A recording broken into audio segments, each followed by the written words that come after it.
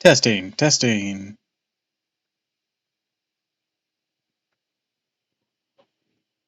1, 2, 3, testing. Alright, we're clear.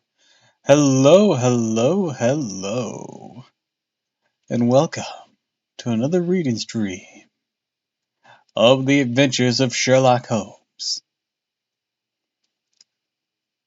So, today I might do something with Ghastly, so I wanted something easy and relaxed on my computer.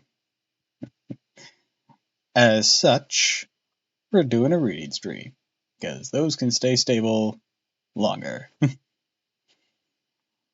Anyways, the first story we're starting with is The Adventure of the Speckled Man, which is story 8 in the collection. So, I guess without much further ado, let's get started.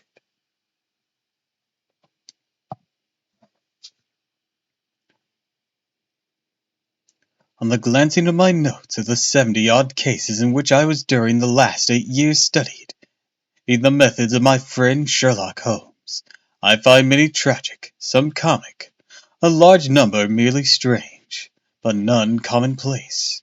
For working as he did rather for the love of his art than for the acquirement of wealth, he refused to associate himself with any investigation which did not tend towards the unusual and even the fantastic. Of all these varied cases, however, I cannot recall any more present, or which presented more singular features than that which associated with the well-known surly family of the Royats of Stoke-Moor. The events in question occurred in the early days of my association with Holmes, when we were sharing rooms as bachelors in Baker Street. It's possible I may have placed them upon record before, but a promise of secrecy was made at the time. So that's why you're doing this one later. From which I have only been freed during the last month by the untimely death of the lady to whom the pledge was given. It is perhaps as well that the fact should now come to light, for I have reason to know there are widespread rumors of the death of Dr. Grimsby Roylott, which tend to make the matter even more terrible than the truth.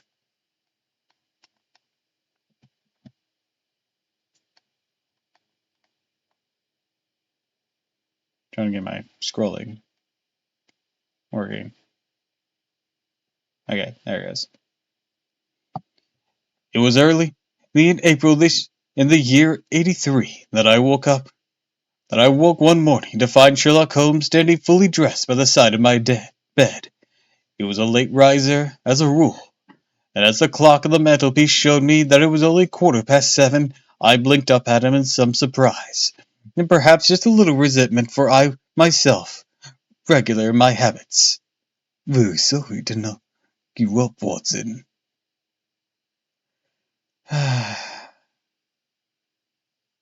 Thanks, Sherlock.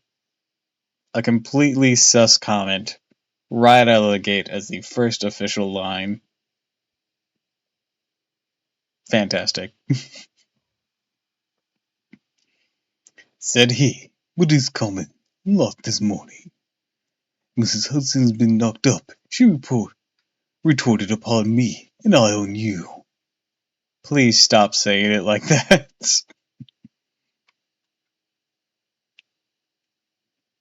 What is it then? A fire? No, a client. It seems that a young lady has arrived in a considerable state of excitement who insists upon seeing me. She's waiting now in the sitting room. Now, when young ladies wander around the metropolis at this hour of the morning and knock sleepy people up out of their beds. Stop it! I presume that it is something very pressing which they have to communicate. Should it prove to be an interesting case, you would, I am sure, wish to follow it from the outset. I thought at any rate that I should call you and give you the chance. My dear fellow, I would not miss it for anything. I had no keener pleasure than in following Holmes in his professional investigations, and admiring the rapid deductions, as swift as intuitions, and yet always founded on a logical basis. with which he was unravel the sorry, on a logical basis with which he unraveled the problems which were submitted to him. Great sentence there, Watson. That totally wasn't hard to read. I rapidly threw on my clothes and was ready in a few minutes to accompany my friend down to the sitting room. A lady dressed in black and heavily veiled, who had been sitting in the window, rose as we entered. My scrolling is being very inconsistent. "Good morning, madam," said Holmes cheerily. "My name is Sherlock Holmes. This is my intimate friend and associate, Dr. Watson, before whom you can speak as freely as before myself. Ah, I'm glad to see that Mrs. Hudson has had the good sense to light the fire. Pray, draw up to it. I shall offer you a cup of hot coffee, for I observe you are shivering." "It is not the cold which makes me shiver," said the woman in a low voice, changing her seat as requested. "What then?" "It is fear, Mr. Holmes. It is terror." She raised her head as she spoke, and we could see that she was indeed a pitiable state of agitation, her eyes all drawn and grey, with restless, frightened eyes like those of some hunted animal. Her features and figures were those of a woman of 30, but her hair was shot with premature grey, and her expression was weary and haggard. Sherlock Holmes ran her over with one of his quick, all-encompassing glances. "You must not fear," said he soothingly, bending forward and patting her forearm. "We shall soon set matters right, I have no doubt. I have come in by train this morning, or you have come in by train this morning, I see. You know me, then?" "No, but I observed the second half of a return ticket in the palm of your left glove. You must have started early, yet you had a good drive in a dog-cart, along heavy roads before you reached the station." The lady gave a violent start and stared in bewilderment at my companion. "There is no mystery, my dear madam," said he, smiling.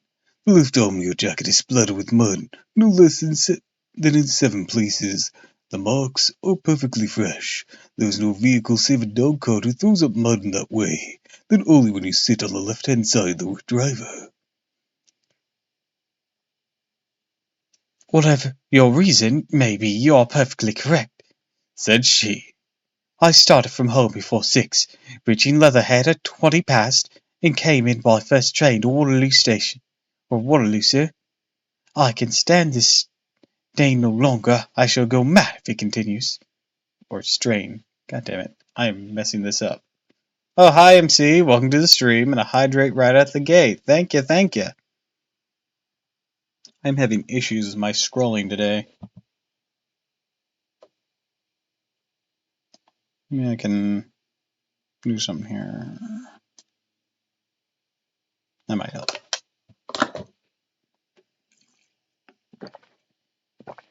And Apple, how's stream holding up? So far, so good.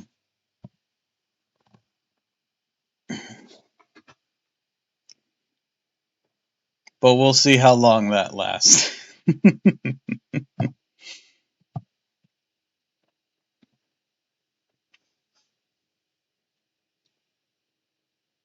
Just bouncy so far. Hold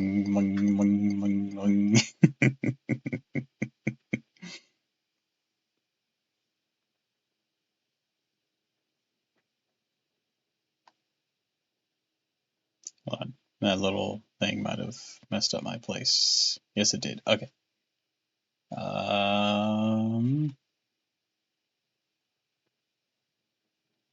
Scroll up, scroll up, scroll up.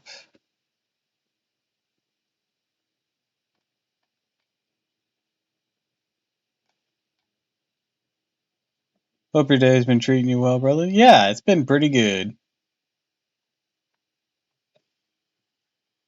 I had some leftover quiche, had a good shower, bundled up in a blanket and a hoodie. Quiche, as in like the egg dish. It starts with like a Q or something.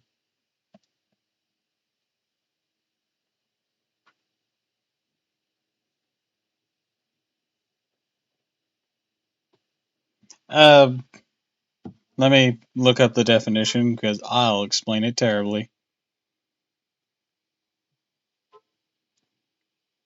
I also have to look up the spelling here.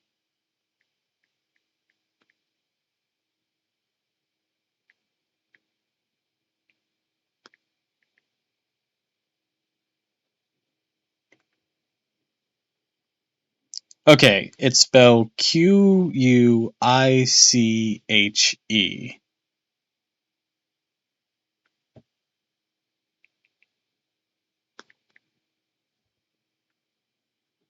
It is a baked flan or tart with savory filling thickened with eggs. Makes a good breakfast dish.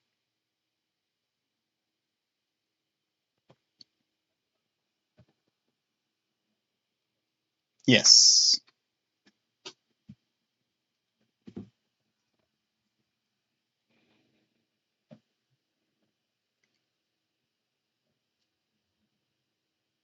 Mine had ham and hash browns in it. Also, damn, that really put me back. There we go. Notice when my mother makes that sometimes. Yummy. Mine had ham and hash browns in it, to my knowledge. And I think mushrooms, if I remember correctly. It's been a few hours now.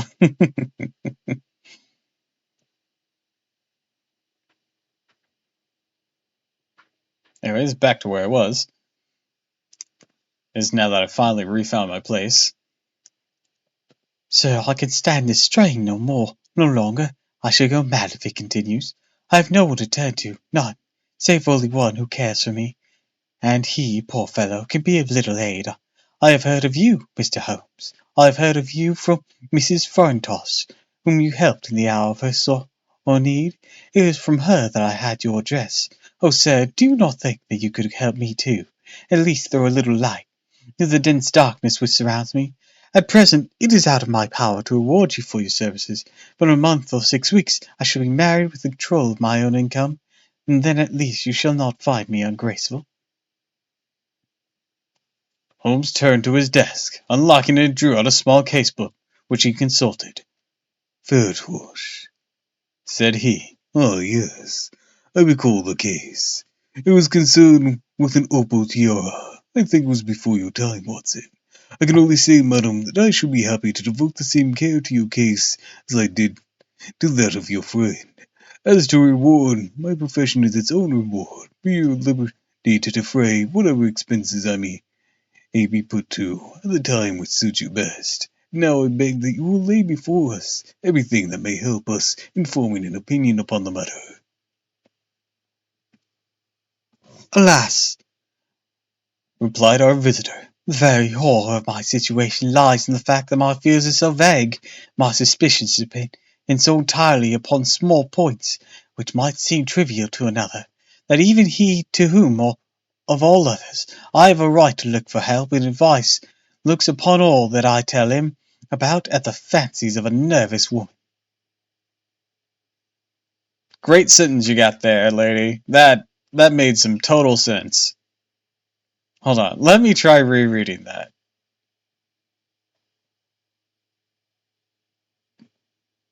"In trouble to another, that he to all others, I have the right to look for help and advice. Looks upon all that I tell him about as the fancies of a nerd." What? Oh my goodness. Okay, one, that is a very long sentence. Two, what the fuck, lady?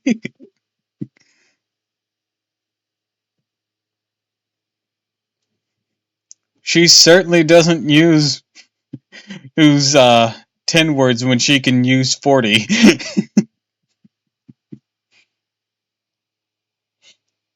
God damn.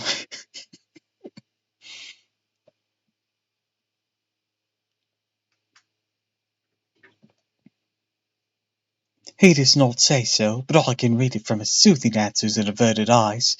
I have heard, Mr. Holmes, that you can see deeply into the manifold weakness of the human heart. You may advise me how to walk amid the dangers which encompass me." "I am all attention, madam." My name is Helen Stoner, and I'm living with my stepfather, who is the last survivor of one of the oldest Saxon families in England, the Roylotts of Stoke Moran, on the western border of Surrey."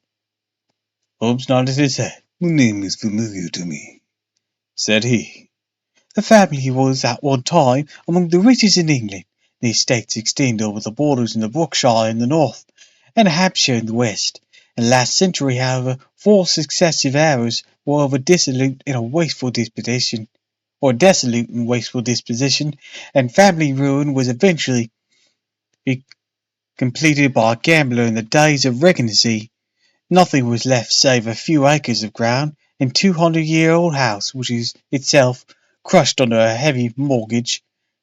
The last squire dragged out his existence there, leaving the horrible life of an aristocratic pauper, but his only son, my stepfather, seeing he must adapt himself to new conditions, obtained an advance from a relative which enabled him to take a medical degree and went out to Calcutta, where by his professional skill and force of character he established a law's practice.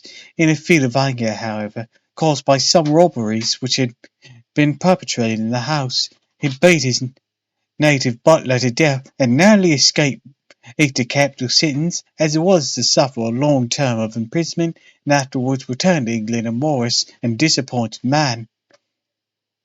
When Dr. Roylott was in India, he married my mother, Mrs. Stoner, the young widow of Major General Stoner, of the Bengal Artillery. My sister Julia and I were twins. We were 2 years old at the time of my mother's remarriage. She had a considerable sum of money, not less than €1,000 a year, and this she bequeathed to Dr. Roylott entirely while she resided with him, with the provision that a certain annual sum should be allowed to each of us in the event of our marriage. Shortly after our return to England, my mother died. She was killed 8 years ago in a railway accident near Crewe. Dr. Roylott then abandoned his attempts to establish himself in practice in London, took us to live with him in an old ancestral home at Stoke Moran. The money which my mother had left was enough for all of our wants, and there seemed to be no obstacle to our happiness. But a terrible change came over our stepfather about this time.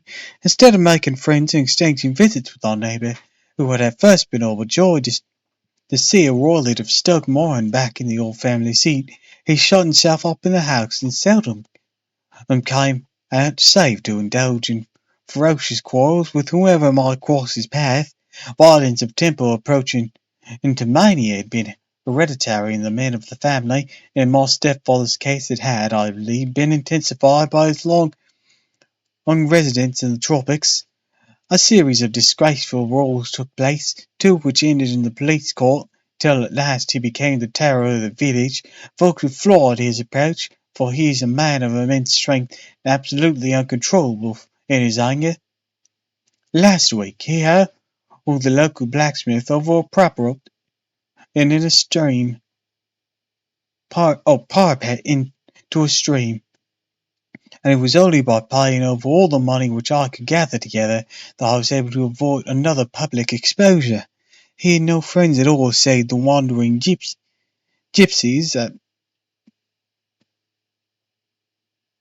Is that the same word? I'm so used to that being spelled with a Y. And he would give those vagabonds leave to encamp upon the few acres of gravel-covered land. Okay, yeah, it's the same word, just different spelling. Which represented the family estate, and would accept in return the hospitalities of their tents, wandering away with them sometimes for weeks on end. Had a passion also for Indian animals, which was sent over to him by a correspondent. He has at this moment a cheetah and a baboon, which wander freely over his grounds and are feared by the villagers almost as much as their master. I can imagine from what I say that my poor sister Julia and I had no great pleasures in our life. No servant would stay with us for a long time. We did all the work of the house. She was but 30 at the time of her death, and yet her hair had already begun to whiten, even as mine has. Your sister is dead, then? She died 2 years ago, and it is of her death that I wish to speak to you. You can understand, living the life which I have described, you're very likely to see someone of our own age and position. We had, however, an aunt and my mother's maiden sister, Miss Horner Westpittle, who lives near Harrow's, and were occasionally allowed to pay short visits at this lady's house.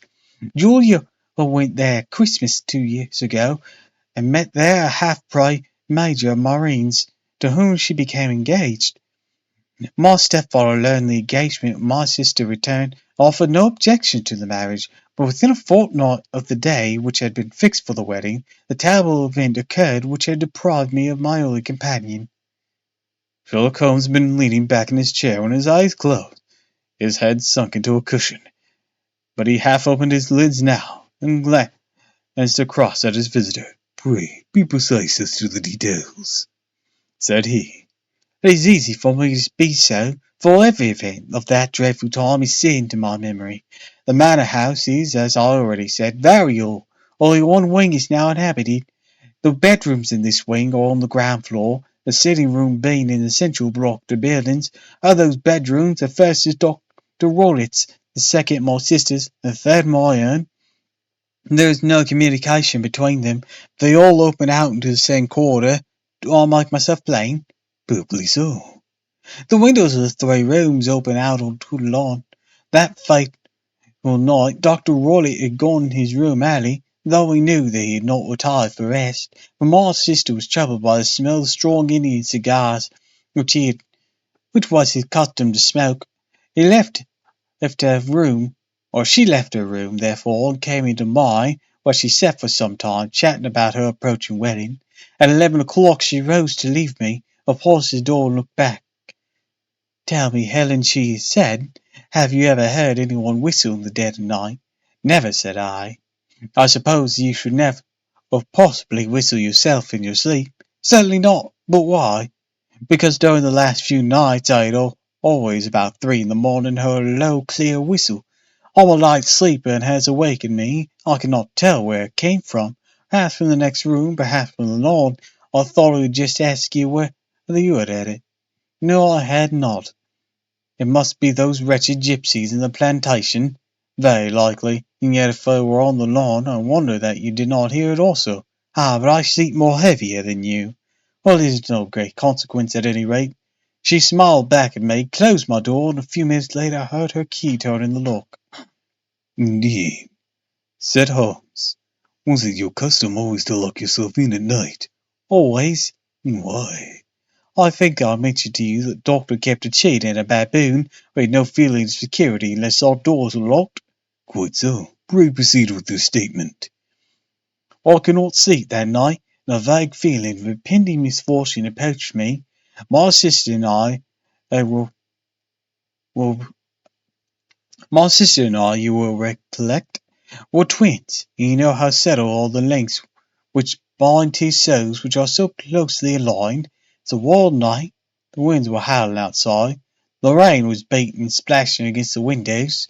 Suddenly, amid all the hubbub of the gale, there burst forth the wild screams of a terrified woman. I knew that it was my sister's voice. I sprang from my bed, wrapped in a shawl round me, and rushed into the corridor. As I opened my door, I seemed to hear a low whistle. My sister described.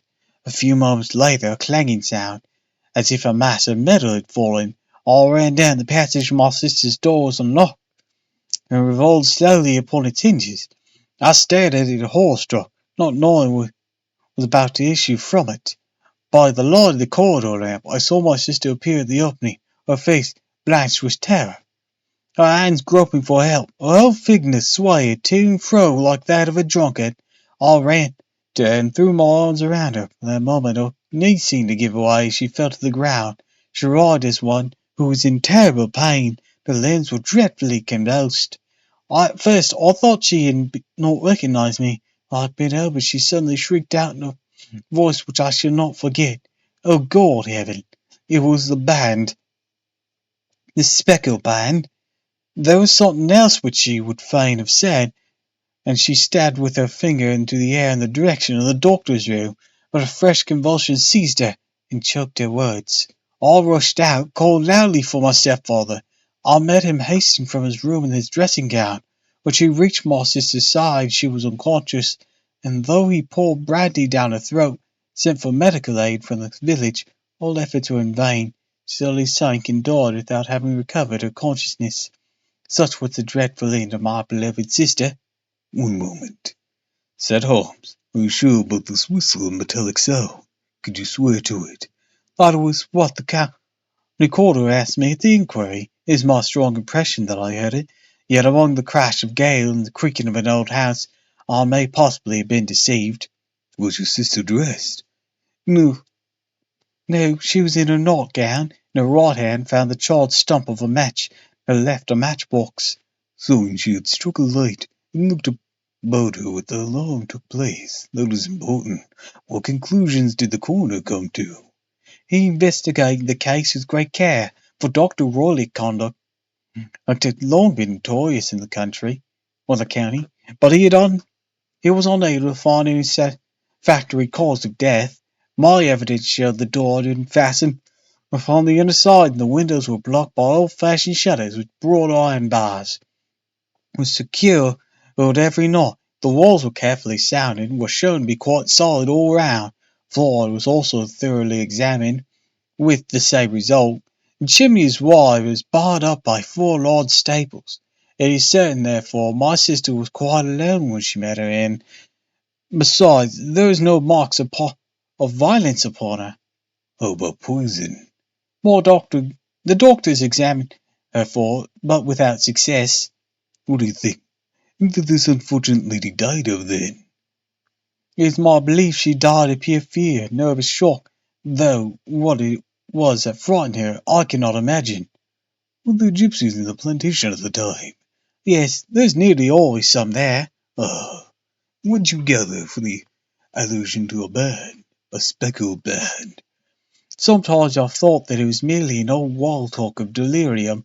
Sometimes it may refer to some band of people, perhaps to these very gypsies in the plantation. I do not know whether the spotted handkerchief which so many of them wear over their heads might have suggested the strange adjective which she used." Holmes shook his head like a man who was far from being satisfied. "These are very deep waters," said he.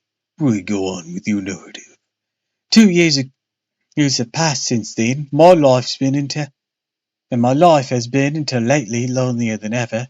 A month ago, however, a dear friend with whom I have known for many years has done me an honour and asked for my hand in marriage. His name's Armitage, Percy Armitage, second son of Mr. Armitage of Cranewater near Reading. My stepfather has offered no opposition to the match. We are to be married in the course of the spring. 2 days ago some repair was started in the west wing of the building. My bedroom wall has been pierced, so that I had to move into the chamber in which my sister died, to sleep in the very bed in which she slept. Imagine, then, my thrill of terror on the last night, as I lay awake thinking over her terrible fate. I suddenly heard in the silence of the night the low whistle which had been the herald of her death. I sprang up, lit the lamp. Nothing was to be seen in the room. I was too shaken to go to bed again, however, so I dressed. As soon as it was daylight, I slipped down and got a dog cart at the Crown Inn, which is opposite, and drove to Leatherhead, whence I come on this morning, with the one object of seeing you and asking your advice." "You've done wisely," said my friend. "But you have told me all." "Yes, all." "Miss Roylott, you have not. You are screening your stepfather." "Why, what do you mean?" For answer Holmes pushed down the frill of black lace which fringed the hand that lay upon our visitor's knee. 5 little livid spots, the mark of 4 fingers and a thumb, were printed upon the right wrist. "You have been cruelly used," said Holmes. The lady's colour deepened and covered over her injured wrist. "He's a hard man," she said. "Perhaps he hardly knows his own strength." There was a long silence, during which Holmes had leaned his chin upon his hands, stared into the crackling fire. "This is very deep business," he said at last. "There are thousands of details which I should desire to know before I decide upon our course of action, and we have not a moment to lose. We were to come to Stoke Moran today. Would it be possible for us to see over these rooms without the knowledge of his stepfather?" As it happens, he spoke of coming into town today upon some most important business. It is probable that he will be away all day. there'll be nothing to disturb you. My bad. I have a housekeeper now, but she's old and foolish. I'd easily get her out of the way. Excellent. You're not averse to this trip, Watson? By no means. Then we shall both come. What are you doing? What are you going to do yourself? I one or two things which I would wish to do now that I am in town, but I shall return by 12 o'clock train, as to be there in time for your coming. And you may expect us early in the afternoon. I myself, some small business matter to attend to. Will you not wait and breakfast? No, I must go. My heart is lightened already since I confided my troubles to you. I shall look forward to seeing you again this afternoon. She dropped her thick black veil over her face and glided from the room. And what do you think of all of it, Watson? Asked Sherlock Holmes, leaning back in his chair. It seems to be the most dark and sinister business. Dark enough and sinister enough. Yet if the lady is correct in saying that the flooring and walls are sound, the door, windows, and chimneys are impassable, then her sister must have undoubtedly alone when she met her mysterious end. What becomes then of these nocturnal whistles, and what are the very particular words of the dying woman? I cannot think. When you combine the ideas of whistles at night, the presence of a band of gypsies who are on intimate terms with the old doctor, the fact that we have every reason to believe the doctor has an interest in preventing his stepdaughter's marriage, the dying allusion to a band, and finally the fact that Miss Helen Stoner heard a metallic clang, which must have been caused by one of those metal bars, has accused the shutter falling back into place. I think there is good grounds to think the mystery may be cleared along those lines. And what then did the gypsies do? I cannot imagine. I see many objections in any such theory. And so do I. It is precisely for that reason we are going to Stoke Moran this day. I want to see whether the objections are fatal, and if they may be explained away. And what in the name of the devil? Hold on, that's supposed to be a But what in the name of the devil? The ejaculation had been drawn from my companion by the fact that our door had been suddenly dashed open, that a huge man had framed himself in the aperture. His costume was a peculiar mix of the professional and of the agricultural, having a black top hat, a long frock coat, and a pair of high garters, with a hunting crop swinging in his hand. So tall was he that his hat actually brushed the crossbar of the door, and his breadth seems to span across it from the side to side. A large face seared with 1,000 wrinkles, burned yellow with the sun, and marked with every evil passion, was turned from one to the other of us, while his deep-set, bile-shot eyes and his high, thin, fleshless nose gave him somewhat the resemblance of a fierce old bird of prey. Which of you is Holmes? Asked this apparition. My name, sir. You have the advantage of me, said my companion quietly. I'm Dr. Grinsley Roylott of Stoke Moran. Indeed, doctor, said Holmes blandly. Pray, take a seat. I'll do nothing of the kind. My stepdaughter's been here. I traced her. What has she been saying to you? Little cold for this time of year. What has she been saying to you? Screamed the old man fiercely. But I have heard the crocus promise well. Continued my companion's in perpetuity. What is this word? In perpetuity. Oh, you put me off, do you? Said our new visitor, taking a step forward and shaking his hunting crop. I know you, you scoundrel. I've heard of you before. You're Holmes the meddler. My friend smiled. Holmes the busybody. His smile broadened. Holmes the skunk in your jacket office. Holmes chuckled heartily. Your conversation is most entertaining, said he. When you go out, close the door, for there is a decided draught. I'll go when I've had my say. Don't you dare meddle with my affairs. I know that Miss Stoner's been here. I traced her. I'm a dangerous man to fall foul of, say here. He stepped swiftly forward, seized the poker, and bent it to a curve with his huge brown hands. See that you keep yourself out of my grip, or see that you keep yourself out of my grip. He snarled, hurling the twisted poker into the fireplace, and strode out of the room. Gonna add this. He owes me a new poker. Holmes pulls out a gun, shoots him.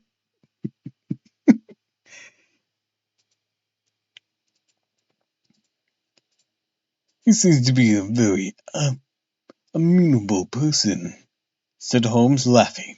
I'm not quite so bulky, but if he'd remained, I might have shown him that my grip was not much more feeble than his own. As he spoke, he picked up the steel poker, and with a sudden effort straightened it out again. Jesus Christ, Holmes! He threw it in the fire. That's gotta be hot as shit right now. Fancy his having the insolence to confound me with some official detective force. This incident gives zest to our investigation. However, and I only trust that our little friend will not suffer from her imprudence in allowing this brute to trace her. Now, Watson, we shall order breakfast, and afterwards I shall walk down to the Doctor's Commons, where I hope to get some data, which may help us in this matter. Well, enough with that. Let's eat!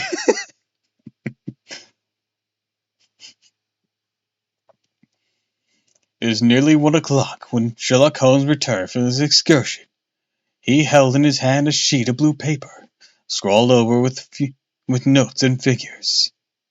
I have seen the will of the deceased wife, said he. To determine its exact meaning, I have been obliged to work out the present price of the investments with which it is concerned, the total income, which at the time of the wife's death was little short of €1,100 now. The full and agricultural prices, not more than €750. Each daughter can claim an income of €250 in case of marriage.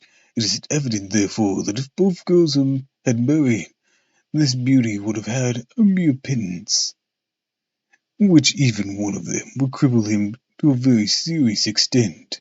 My morning work has not been wasted, since it is proved that it's the very strongest motives for standing in the way of anything of the sort.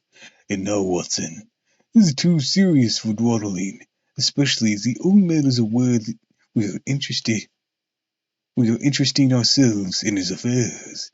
So, if you're ready, we shall call a cab and drive to Waterloo. I should be very much obliged if you could slip your revolver into your pocket. Yeah, I was gonna say, maybe bring your guns. In alley number 2 is an excellent argument with a gentleman who can twist steel pokers into knots. That and a toothbrush are, I think, all that we need.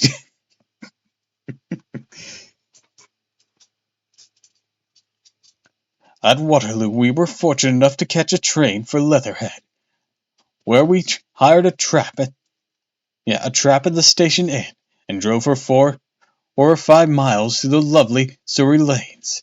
It was a perfect day with a bright sun and a few fleeting clouds in the heavens. Actually, hold on. I'm gonna save that line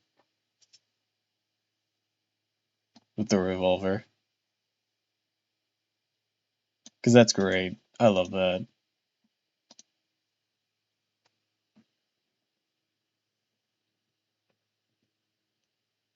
The trees and wayside hedges were just throwing out their first green shoots, and the air was full of the pleasant smell of moist earth. To me, at least, there was a strange contrast between the sweet promises of spring and the sinister quest upon which we were entangled. My companion sat in the front of the trap, his arms folded, his hat pulled down over his eyes, his chin sank upon his breast, buried in the deepest thought. Suddenly, however, he started, tapped me on the shoulder, and pointed over the meadow. "Look there," said he. A heavily timbered park stretched up into a gentle slope, thickening into a grove on the highest point. Amidst the branches there jutted out the grey gables and high roof trees of a very old mansion.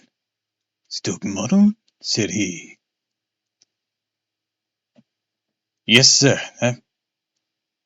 Yes, sir, that be the house of Dr. Grimsby Rolette, remarked the driver. "There is some building going on there," said Holmes. "That is where we are going." That's the village, said the driver, pointing out to a cluster of roofs some distance to the left. Well, if you want to get to the house, you'll find it shorter to get over this stile, and so by the footpath over the fields there it is, where the lady is walking. "And the lady I fancy is Miss Stoner," observed Holmes, shading his eyes. "Yes, I think we'd better do as you suggest."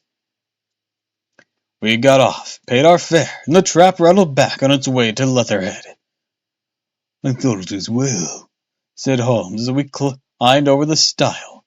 "But this fellow should think that we had come here as architects, or on some definitive business. It may stop his gossip. Good afternoon, Miss Stoner. You see that we have been as good as our word." Our client in the morning had hurried forward to meet us with a face which spoke of her joy. "I've been waiting so eagerly for you," she cried, shaking our hands with us warmly. "All has turned out splendidly. Dr. Roylett's gone to town, and it is likely that he will not be back before evening." "We have had the pleasure of making the doctor's acquaintance," said Holmes. In a few words he sketched out what had occurred. Miss Stoner turned white to her lips as she listened.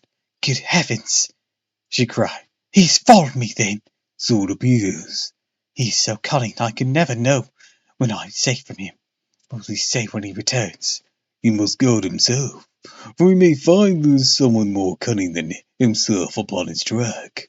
You must lock yourself up from him tonight. If he is violent, he'll take you away to your aunt's at Harrow. Now, we must make the best use of our time, so kindly take us at once to the rooms which we are to examine." The building was of grey, a lichen blood and stone, with a high central portion and two curving wings, like the claws of a crab, thrown out onto each side. In one of these wings the windows were broken, blocked with wooden boards, while the roof was partly carved in, a picture of ruin. The central portion was in a little better repair, but the right-hand block was completely modern. The blinds in the windows with the blue smoke curling up from the chimneys showed us this was where the family resided. Why is the smoke blue? Some scaffolding had been erected against the end wall, and the stone work had been broken into, but there were no signs of any workmen at the moment of our visit. Holmes walked slowly up and down the ill-trimmed lawn and examined with deep attention the outside of the windows. "This, I take it, belongs to the room which you used to sleep. The center one to your sister, the one next to the main building to Dr. Roylett's chamber." "Exactly so, but I'm now sleeping in the middle one." "Pending the alterations, as I understand. By the way, there does not seem to have been any pressing need for repairs at the end wall." "There were none. I believe that is excuse to move me from my room." "Ah, that is suggestive. Now on the other side of the narrow wing runs the corridor from which these three rooms open. There are windows in it, of course." "Yes, but very small ones, too narrow for anyone to pass through." "As you both locked your doors at night, your rooms were unapproachable from that side. Now would you have the kindness to go into your room and bar your shutters?" Miss Stoner did so, and Mr. and Holmes, after a careful examination through the open window, endeavored in every way to force the shutters open, without success. There was no slit through which a knife could be passed to raise the bar. Then with his lens he tested the hinges. They were of solid iron, built firmly into the massive masonry. Said he, scratching his chin in some perplexity. "My theory certainly presents some difficulties. No one could pass these shutters if they were bolted. Well, we shall see if the insides throw any light upon the matter." A small side door led into the whitewashed corridor from which the three bedrooms opened. Holmes refused to examine the third chamber, so we passed at once to the second, that in which Miss Stoner was now sleeping, and in which her sister had met her fate. It was a homely little room with a low ceiling and gaping fireplace, after the fashion of old country houses. A brown chest of drawers stood in one corner, a narrow white counter or pane bed in another, and a dressing table on the left-hand side of the window. These articles, with two small wickerwork chairs, made up all the furniture in the room save for a square or a Wilton carpet in the center. The board or the broad round and or the boards round and the paneling of the walls were of brown worm-eaten oak, so old and discolored that it may have dated from the original building of the house. Holmes drew one of the chairs into a corner and sat silent, while his eyes travelled round and round, up and down, taking in every detail of the apartment. "Where did that bell communicate with? Or where does that bell communicate with?" he asked at last, pointing to a thick bell rope which hung down beside the bed, the tassel actually laying upon the pillow. "Goes to the housekeeper's room." Oh, thanks for the hydrate, MC.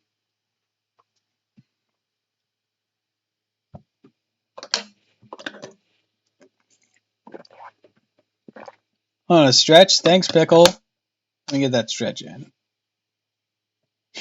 You think about hydrating yourself. Give me a second.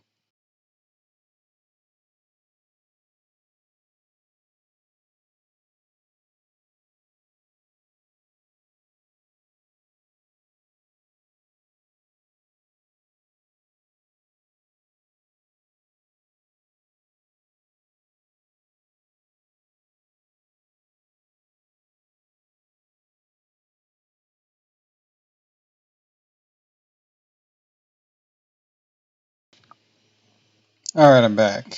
So I have a notification. Oh, from Gasly. Ah, she's stuck at the party.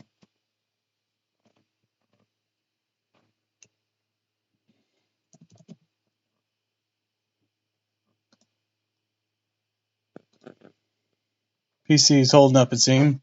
This is a much easier type of stream for me to do because all I need to have open is like two or three tabs of Chrome, along with VTube Studios and OBS.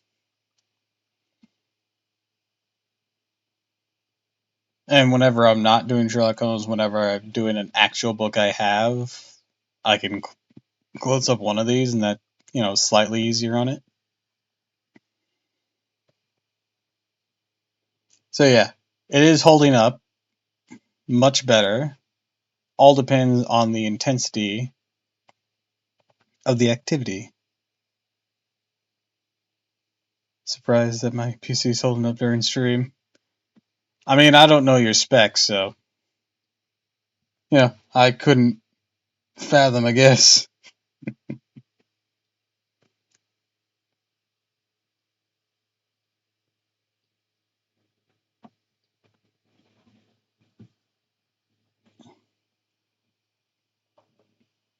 Because Lyra gave me some help with the settings. Hell yeah. Go Lyra.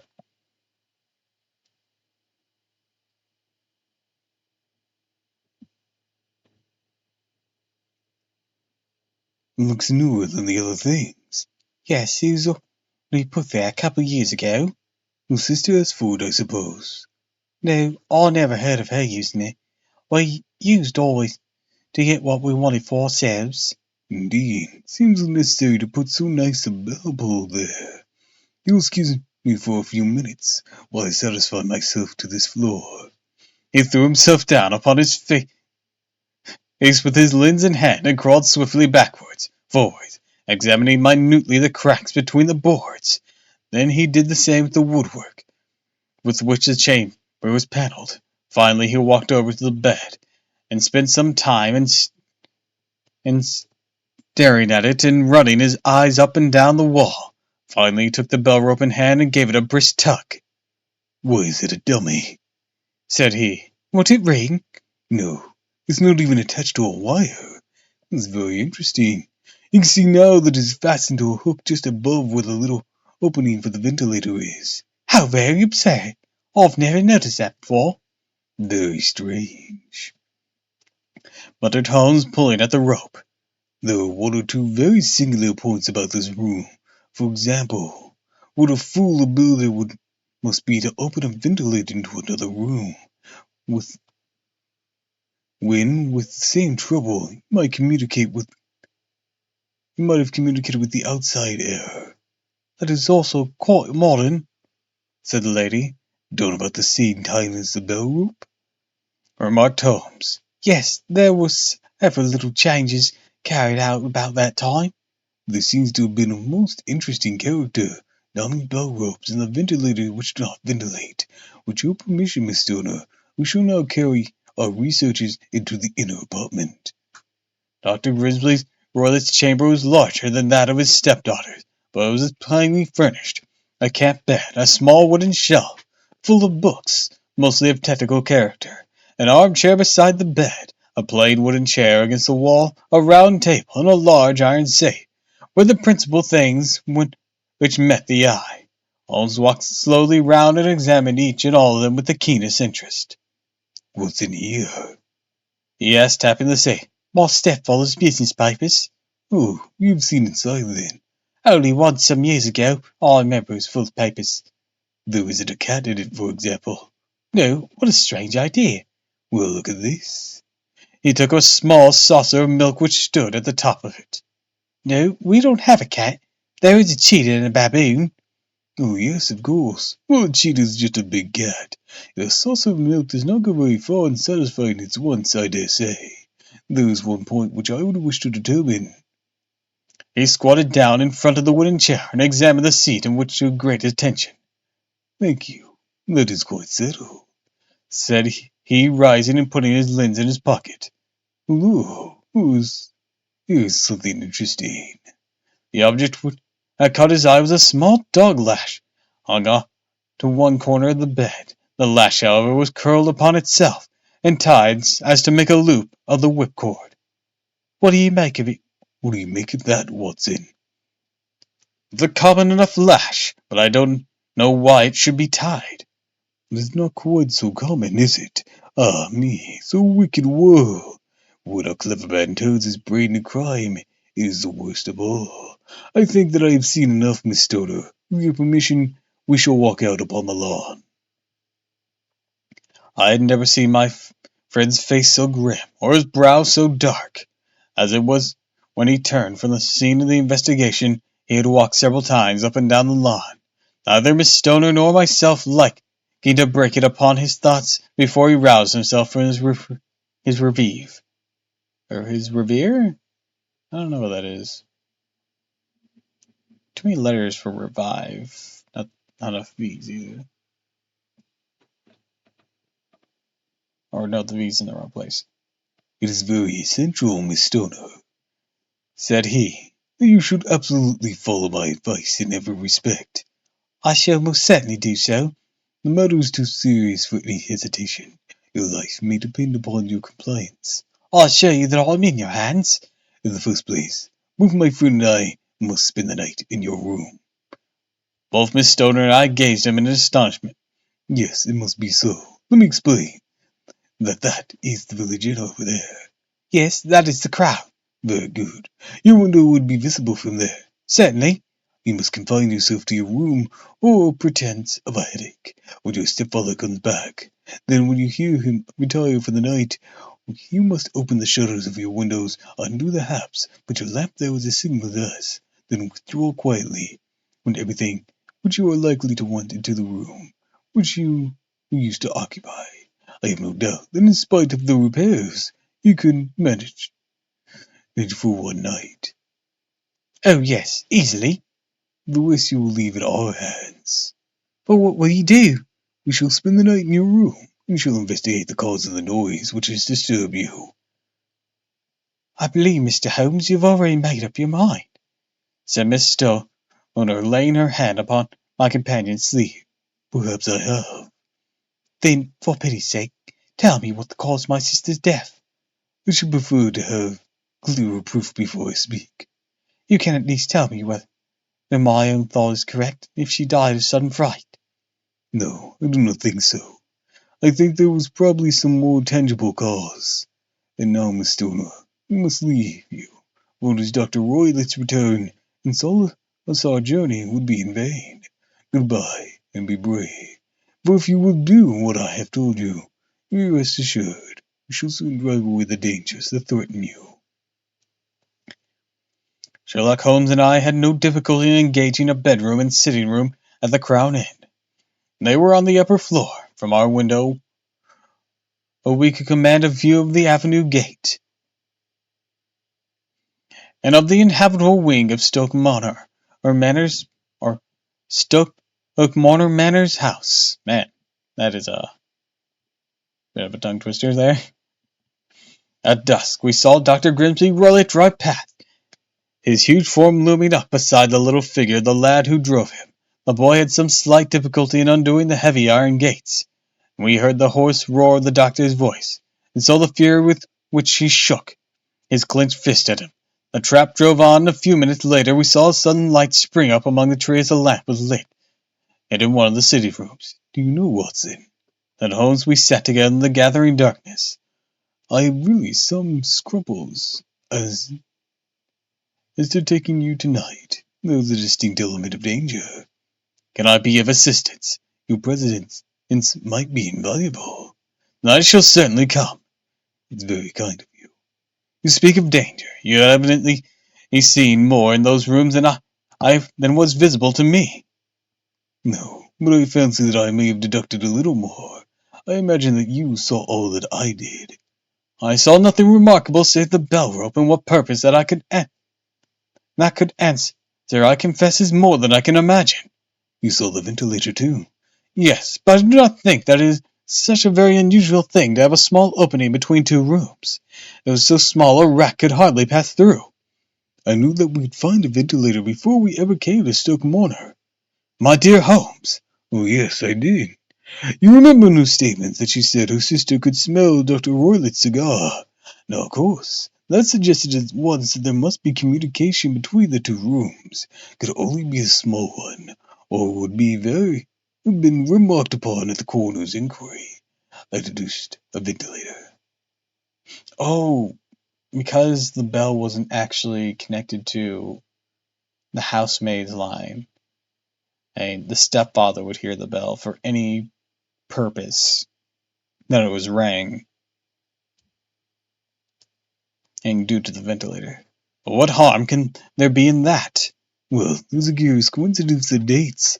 A ventilator, or maybe a cord is hung. A lady who sleeps in the bed dies. Does that strike you? I cannot as yet see any connection. Do you observe anything in particular about that bed? No. It was clamped to the floor. Do you ever see a bed fastened that before? I cannot say I have. The lady could not move her bed. Must always be in the same relative position to the ventilator and to the rope. Or, we may call it, this is merely never meant to be a pull bell. Holmes, I cried, I seem to see dimly what you are hinting at. We are only just in time to prevent some subtle and horrible crime. Subtle enough and horrible enough. When a doctor does go wrong, he is the first of criminals. He has nerves, he has knowledge. Palmer and Picard were among the heads of the profession. This man strikes even deeper, but I think, Watson, we shall be able to strike deeper still. We shall have horrors enough before the night is over. For goodness sakes, let's have a quiet pipe. Turn our minds for a few hours to something more cheerful.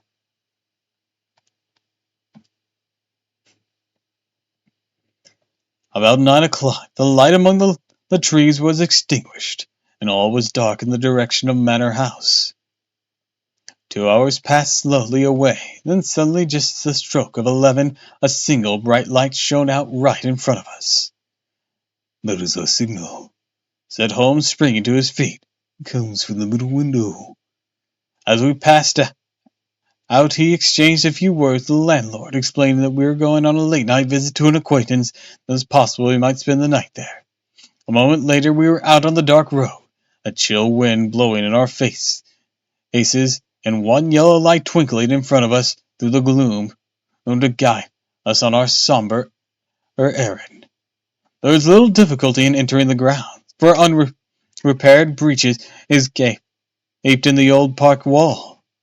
Making our way among the trees, we reached the lawn, crossed it and were about to enter through the window, when out from the clump of laurel bushes there darted what seemed to be a hideous and distorted child, who threw itself upon the grass with writhing limbs and ran swiftly across the lawn into the darkness. "My God!" I whispered. "Did you see that?" "Probably the baboon." Holmes was for the moment as startled as I, his hand closed like a vice upon the wrist of his agitation. Then he broke into a low laugh and put his lips to my ear. "It is a nice household," he muttered. "That is the baboon." I had forgotten the strange pets which the doctor affected. There was a cheetah too. Perhaps we might find it upon our shoulders at a moment. I confess I felt easier in my mind when, after following Holmes' example, slipping off my shoe, found myself inside the bedroom. My companion noiselessly he closed the shutters and moved the lamp onto the table and cast his eyes round the room. All was as we had seen in the daytime. Then creeping up to me and making a trumpet of his hands. "Oh, ad is incoming." He whispered in my ear again so gently that it was all that I could do to distinguish the words. "Least sound. Oh, the least sound would be fatal to our plans." I nodded to show that I had heard. "Must sit without light. You would see it through the ventilator." I nodded again. "Do not go to sleep. Your very life may depend upon it. Have your pistol ready in case we should need it. I will sit on the side of the bed, and you that chair." I took out my revolver and laid it on the corner of the table. Holmes had brought up a long, thin cane, and this he placed upon the bed beside him. By it he laid the box of matches and the stump of a candle. He turned down the lamp. We were left in darkness. "Holmes, you have a gun too. Why didn't you bring it?"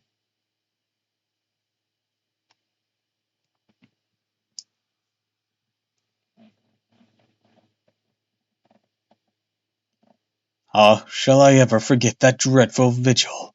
I could not hear a sound, not even the drawing of a breath, and yet I know that my companion sat open-eyed within a few feet of me in the same state of nervous tension in which I was myself. The shutters cut off the least ray of light. We waited in absolute darkness. All right, since the ad's going to start soon, I will go on BRB here. Take a quick beat.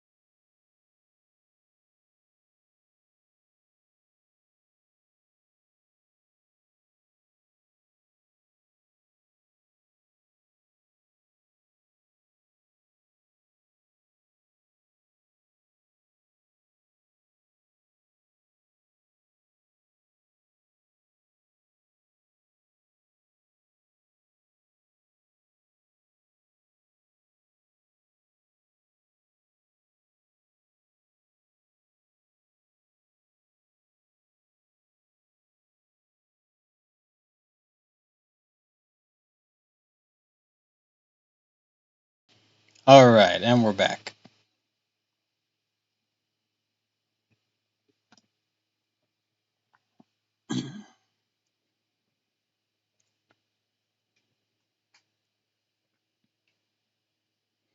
From outside came the occasional cry of a night bird, and once, at our very window, a long-drawn cat-like whine, which told us that the cheetah was indeed at liberty. Far away we could hear the deep tones of the parish clock, which boomed out every quarter of an hour. How long they seemed, those quarters! 12 struck, 1, and 2, and 3, and still we sat, waiting silently for whatever might befall. Suddenly there was a momentary gleam of light up in the direction of the ventilators, which vanished immediately but was succeeded by a strong smell of burning oil and heated metal. Someone in the next room had lit a dark lantern. I heard a gentle sound of movement, then all was silent once more, though the smell grew strong. For half an hour I sat, very straining ears. Suddenly another sound became audible, very gentle, soothing sound, like that of a small jet of steam escaping continuously from a kettle. Instant that we had heard it, Holmes sprang from the bed and struck a match, and lashed furiously with his cane at the bell pull. "You see it, Watson," he yelled. "You see it!" But I saw nothing. The moment when Holmes struck the light, I heard a clear, low whistle, but a sudden glare flash into my weary eyes made it impossible for me to tell what it was which my friends lashed so savagely. I could, however, see that his face was deadly pale, and filled with horror and loathing. He had ceased to strike, and was gazing up at the ventilator with. Suddenly there broke from the silence of the night the most horrible cry to which I had listened.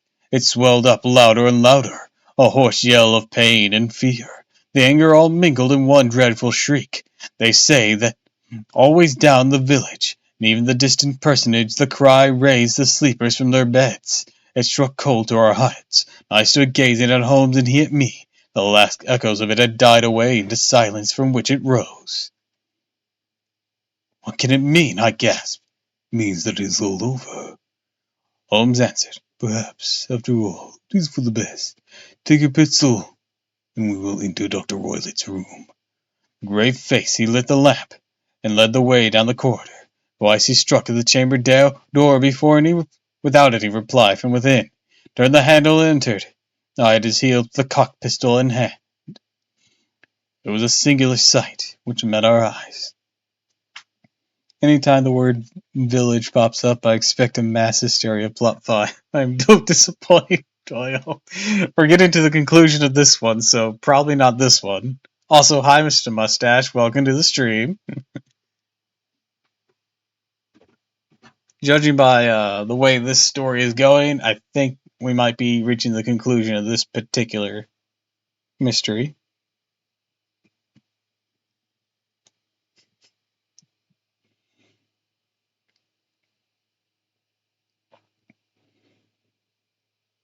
On the table stood a dark lantern of shuttered half open, throwing a brilliant beam of light upon the iron safe. Need a good stream after the hellish past few days. Long story short, got COVID. Oh no! That's awful. I hope you're doing okay now, or at least a little better if you're able to watch this.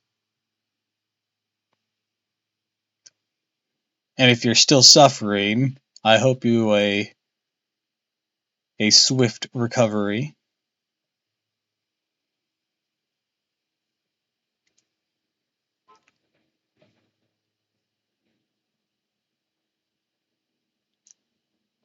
The door of which was ajar. Beside the table on the wooden chair sat Dr. Grimsley Roylott, clad in a long grey dressing gown, his bare ankles protruding beneath, and his feet thrust in the red, hellish Turkish slippers. Better than the past few nights, recovering fine. Anyway, back to the story. Sorry, no, it's perfectly fine. It's perfectly fine. The first night, in my opinion, is the worst. Whenever I had it like last year or the year before last. Might have been the year before last now, but when I had it then, that first night was the worst. I drank so many bottles of water. So yeah, I get it. Getting dehydrated from sweating alone. I totally get it. I couldn't hardly sit up.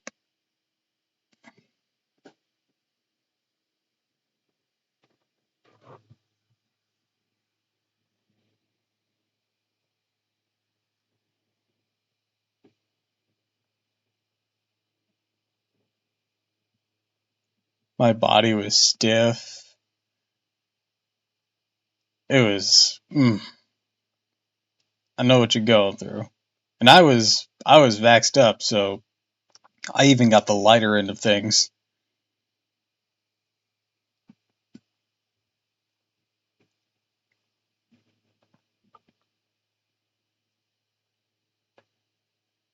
And it was still hellish. I would not have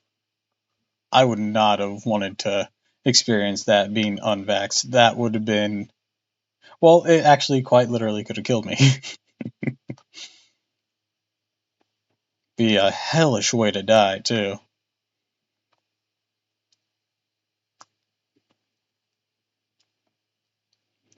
Across his lap lay the short stock with the long lash which we had noticed during the day. His chin was cocked upward, and his eyes were fixed in a dreadful rigid stare at the corner of the ceiling. Round his brow was a particular yellow band, with brownish speckles, which seemed to be bound tightly around his head. We entered. He made neither sound nor motion. Wasn't the worst thing I've ever gone through. My girlfriend still practically dragged me to a nearby clinic. Sounds like you got a lighter case of it at the very least. The band, the speckled band, whispered Holmes. I took a step forward. In an instant his strange headgear began to move, and there reared itself from among his hair the squat, diamond-shaped head and puffed neck of a loathsome serpent. The swamp adder, or adder. It's a swamp adder, cried Holmes. The deadly snake in India. He has died within 10 seconds of being bitten. Raid incoming. What? Hi, welcome. Hi, Antaka. Hi, Cat. Hi, Bloody Master. Welcome to the stream.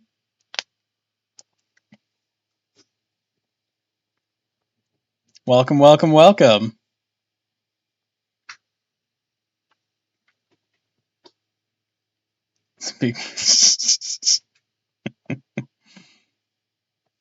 What were y'all doing? What were you playing?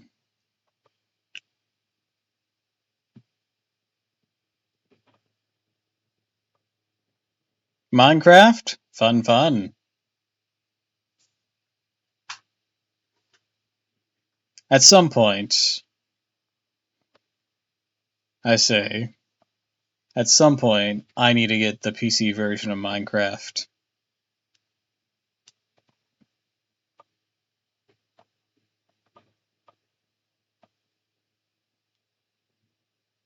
I have the updated Switch version, and that is crossplay, but at the same time, that's like one particular thing. It doesn't do mods. The Bedrock version.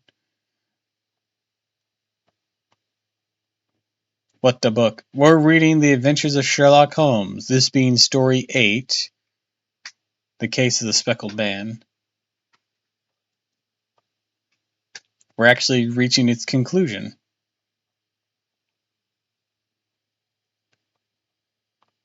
He died within 10 seconds of being bitten. Violence does, in truth, recoil upon this violent. The skewer falls into the pits which he digs for another. Let us thrust this creature back into its den. We then remove Miss Stoner to some place of shelter. Let the county police know what happened. Sherlock Bakugo. As he spoke, he drew the dog whip swiftly from the dead man's lap, and throwing the noose round the reptile's neck, drew from its horrid perch, and carrying it at arm's length, and threw it in the iron safe, which he closed upon it. Such are the true facts of the death of Dr. Grimsley Roylott of Stoke Moran. It is not necessary I should prolong a narrative which has already ran too great a length by telling how we broke the sad news to the terrified girl, how we conveyed her by the morning train to the care of her good aunt at Harrow, of how the slow process of official inquiry came to the conclusion that the doctor met his fate, which indiscreetly he played with a dangerous pet. The little which I had yet to learn of the case was told to me by Sherlock Holmes as we travelled back the next day. "I had," said he, "come to an entirely enormous conclusion, which shows, my dear Watson, how dangerous it always is to reason from insufficient data. The presence of gipsies and the use of the word band, which used by the poor girl, no doubt to explain the appearance which she had caught a hurried glimpse of the light of her match, was sufficient to put me upon an entirely wrong scent. I can only claim the merit that I instantly reconsidered my position. When, however, it became clear to me that whatever danger threatened an occupant of the room could not come from either the window or the door, my attention was steadily drawn, as I have already remarked to you, to this ventilator, to the bell rope which hung down at the bed. The discovery that this was a dummy, and the bed was clapped to the floor, instantly gave rise to suspicion that the rope was there as a bridge for something passing through the hole and coming to the bed. The idea of a snake instantly occurred to me, and when I coupled it with my knowledge that the doctor is furnished with a supply of creatures from India, I felt probably on the right track. The idea of using a foreign poison could not possibly be discovered by a chemical test was just such as one would occur as to a clever, ruthless man who had an Eastern training. The rapidity with which such a poison would take effect would also, from his point of view, be an advantage. It would be a sharp-eyed coroner, indeed, who could distinguish the little too dark punctures, which would show where the poison fangs had done their work. Hydrate. Alright, thanks for the hydrate, and welcome to the stream. Also, what is this? What you got here this time, Mr. Mustache? Let's mute my desktop audio and take a quick look-see. New cards smell. I kind of love it, though. That's awesome.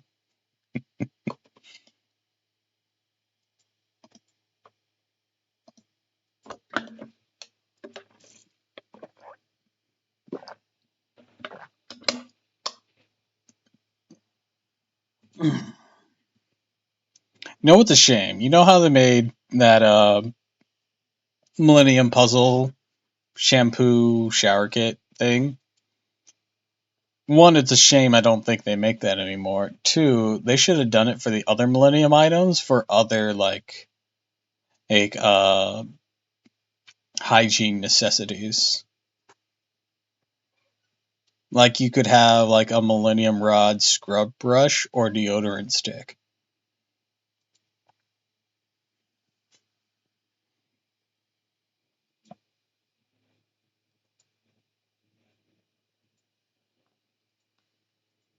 Not sure what you could do with the other ones, but I'm sure you could find something.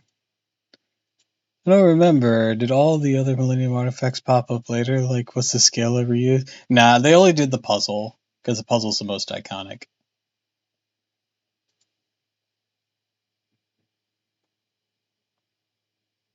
Unless you mean, like, in the show, in which case, yeah, all of them were used. All of them were shown, all of them were used. Shoddy actually had both the scales and the key. The scale he used to judge people's hearts, and the key he used to enter their minds.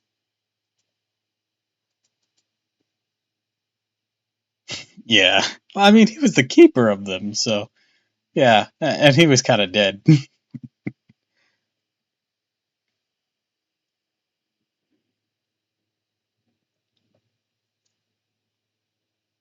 Ghosts tend to be rather OP whenever they can persist after death.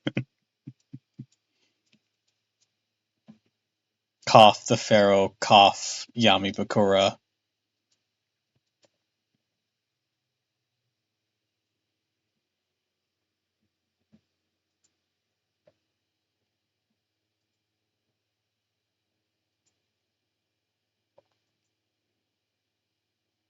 Then I thought of the whistle. Of course, he must recall the snake before the morning's light reveals it to the victim. He had trained it, probably by the use of the milk which we saw, to return him when summoned. He would put it through the ventilator at the hour that he thought best. It was certainly that it would crawl down the rope, open land on the bed. Might or might not bite the occupant. Perhaps she might escape every night for a week, but sooner or later she'd fall a victim. I had come to this conclusion before I ever had entered his room, as an inspection of his chair showed me that he had been in the habit of standing on it, which of course would be necessary in order that he should reach the ventilator. The sight of the safe, the saucer of milk, and the loop of whipcord were enough to finally dispel many doubts which may have remained. The metallic clang heard by Miss Stoner was obviously caused by her stepfather hastily closing the door of his safe upon its terrible occupant. Having once made up my mind, you know the steps which I took in order to put the matter to proof. I heard the creature hiss, as I have no doubt that you did too. Or you did also. I instantly lit the light and attacked it, with the result of driving it through the ventilator, and also with the result of causing it to turn upon its master at the other side. The blows of my cane came home, roused its snakish temper, that it flew upon its first person it saw. In this way, I have no doubt, indirectly responsible for Dr. Grimsley Robert's death. I cannot say that it is likely to weigh very heavily upon my conscience. Fucking cold.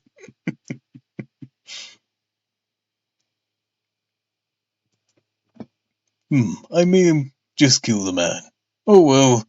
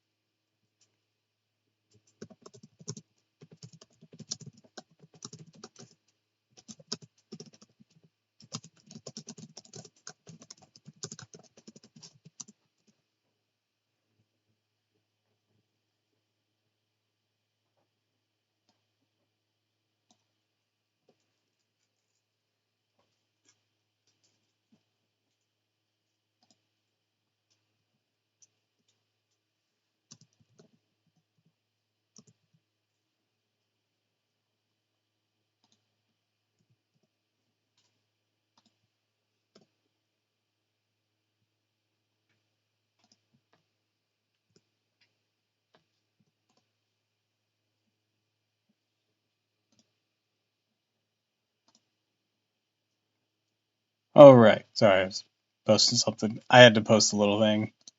Anyways, with that story concluded, perhaps we shall move to the next one. The next one is story number 9 of the collection, The Adventures of the Engineer's Thumb. My stream seems to be holding up, so I can potentially do this one. Of all the problems which I submitted to my friend Mr. Sherlock Holmes for solution during the years of our intimacy, there were only 2 which I was the means of introducing to his notice, that of Mr. Harley's thumb, and that of Colonel Waterbrun's madness. I was going to say, too, this stream's going a lot smoother, like last few ones just got me completely throttled and booted out. So yeah, it depends on how heavy the load is on my computer, and some days the internet has just been slow lately, which just, even if my computer's in perfect starting order, just completely cuts out. But after it gets so hot, that's whenever its streaming starts malfunctioning, so it has to be cooled.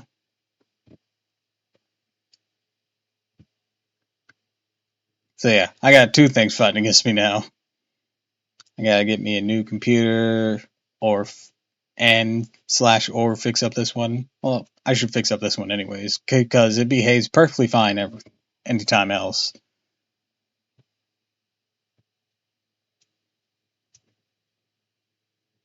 Like, literally the only issue it has right now is its streaming output whenever it's like that. Make a recommendation for laptops. The MSI models have been doing wonders for me. But how much are they is the question.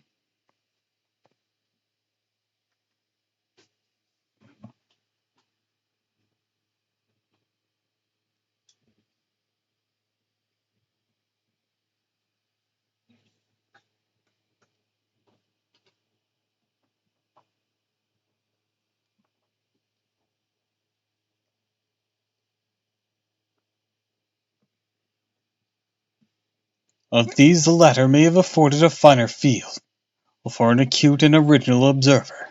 The other was so strange in its inception and so dramatic in its detail that it may be more worthy of being placed upon record, even if it gave my friend fewer openings for those deductive methods of reasoning by which he has achieved such remarkable results.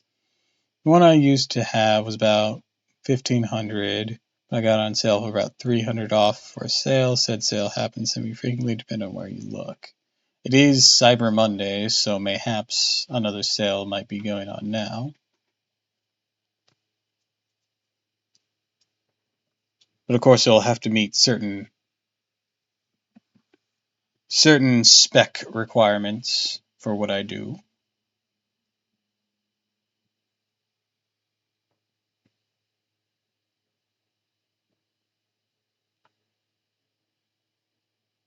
The story has, I believe, had been told more than once in newspapers, but like all such narratives, its effect is much less striking when set forth en bloc in a single half column of print than when the facts slowly evolve before your eyes. The mystery clears gradually away as such discoveries furnish a step which leads on to the complete truth. At the time the circumstances made a deep impression upon me, the lapse of 2 years had hardly served to weaken the effect. It was the summer of '89, not long after my marriage, that the events occurred which I am now able to surmise. I had returned to civil practice and had finally abandoned Holmes in his Baker Street rooms, though I continually visit him and occasionally even persuade him to forego his bohemian habits so far as to come and visit us.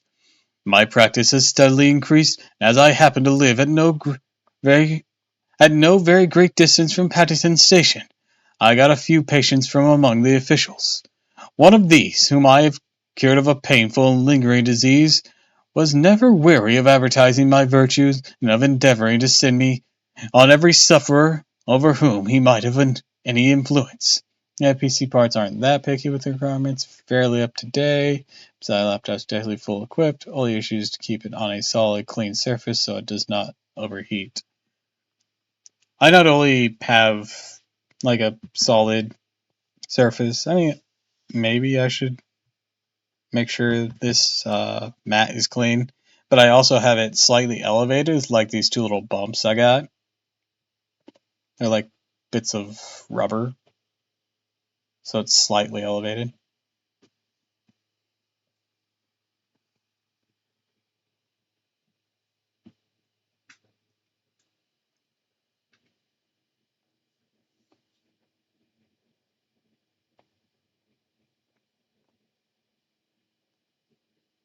No momento. Okay, I shall proceed in your absence. One morning, at a little before 7, I was awakened by the maid tapping at the door to announce that 2 men had come from Paddington, who were waiting in the consulting room. I dressed hurriedly, for I knew by experience that the railway cases were solemn, trivial, and hastened downstairs. I descended my old ally. The guard came out of the room and closed the door tightly behind him. "I've got him here," he whispered, jerking his thumb over his shoulder. "He's all right." "What is it, then?" I asked, for his manner suggested that it was some strange creature which he had caged up in my room. "It's a new patient," he whispered. "I thought I'd bring him round myself, but he couldn't slip away. There he is, all safe and sound. I must go, doctor. I have my duties, just the same as you." Off he went, the trusty tout, without even giving me time to thank him. Also, he spelled duties with 2 O's. That's very weird.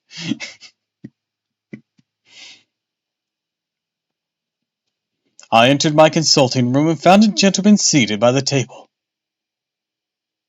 He had quietly dressed in a suit of heather tweed, with a soft cloth cap which had laid down upon my books. Round one of his hands he had a handkerchief wrapped which was mottled all over with bloodstains. He was young, but not more than 25.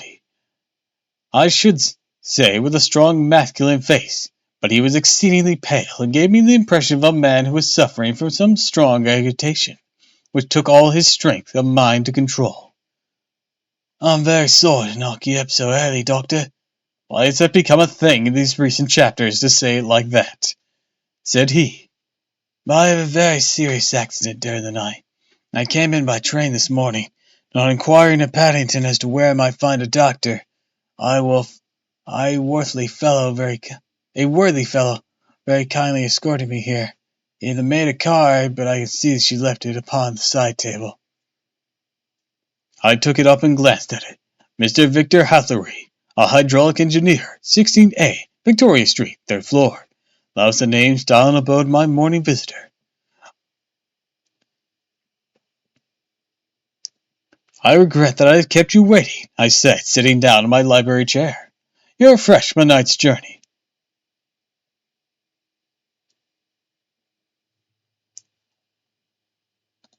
Let's bring that up, move that to a different window, and we shall mess with that later. Oh. Oh.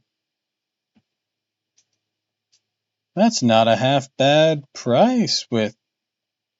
Ooh.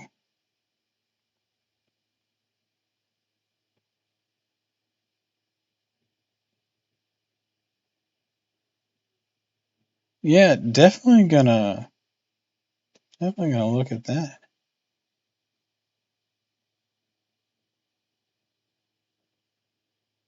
Because that fits my specs, and I can afford that. I mean, it's a bit of a hit, but I can afford it. I will say, look over the specs though. Just make sure you're on board with it. Like you can deal with only 3 USB ports. I'm a. I will let you in on something. I only got one on this one,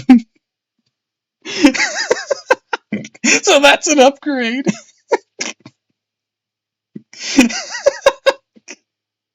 I can't use my mouse and my fucking controller or fucking capture card all at the same time.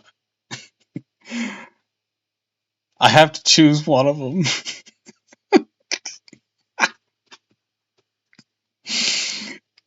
And you guys are going to me about being an old man. What do you mean? I didn't make this computer!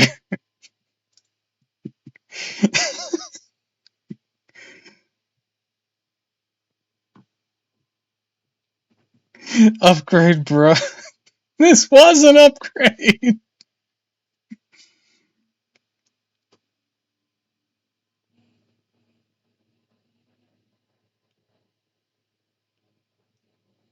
I mean, granted, it was an upgrade like... Oh my god, it's almost been 2 years now. But it was an upgrade at the time, I swear. Granted, it was also a necessity because my previous computer got a bloated battery.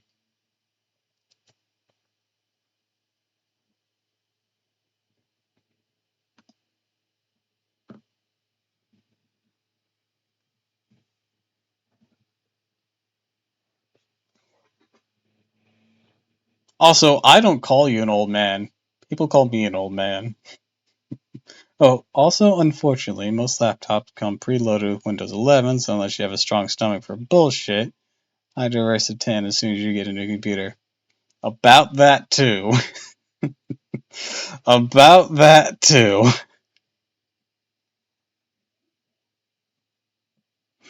I'm using Windows 11 now.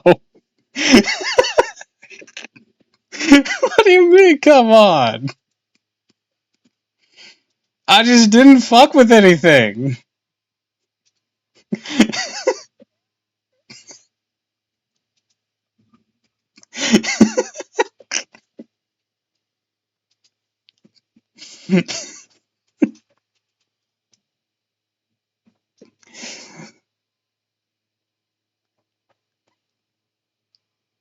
That that is awful.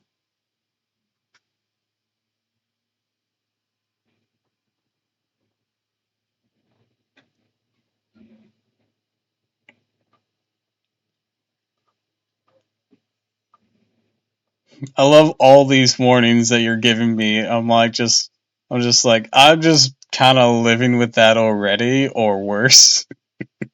And it's just absolutely causing you to have a meltdown.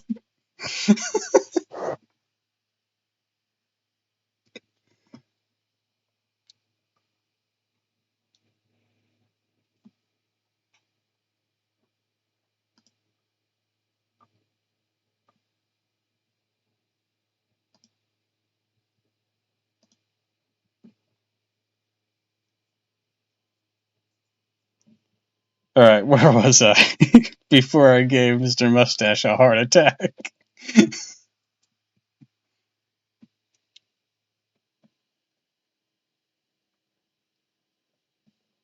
Your freshman night journey, I understand, which in itself is a momentous occupation.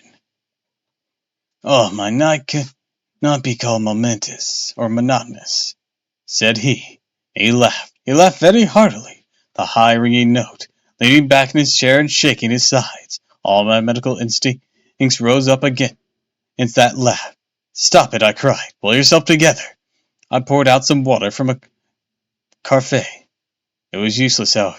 It was often one of those hysterical outbursts which come upon a strong nature when some great crisis is over and gone.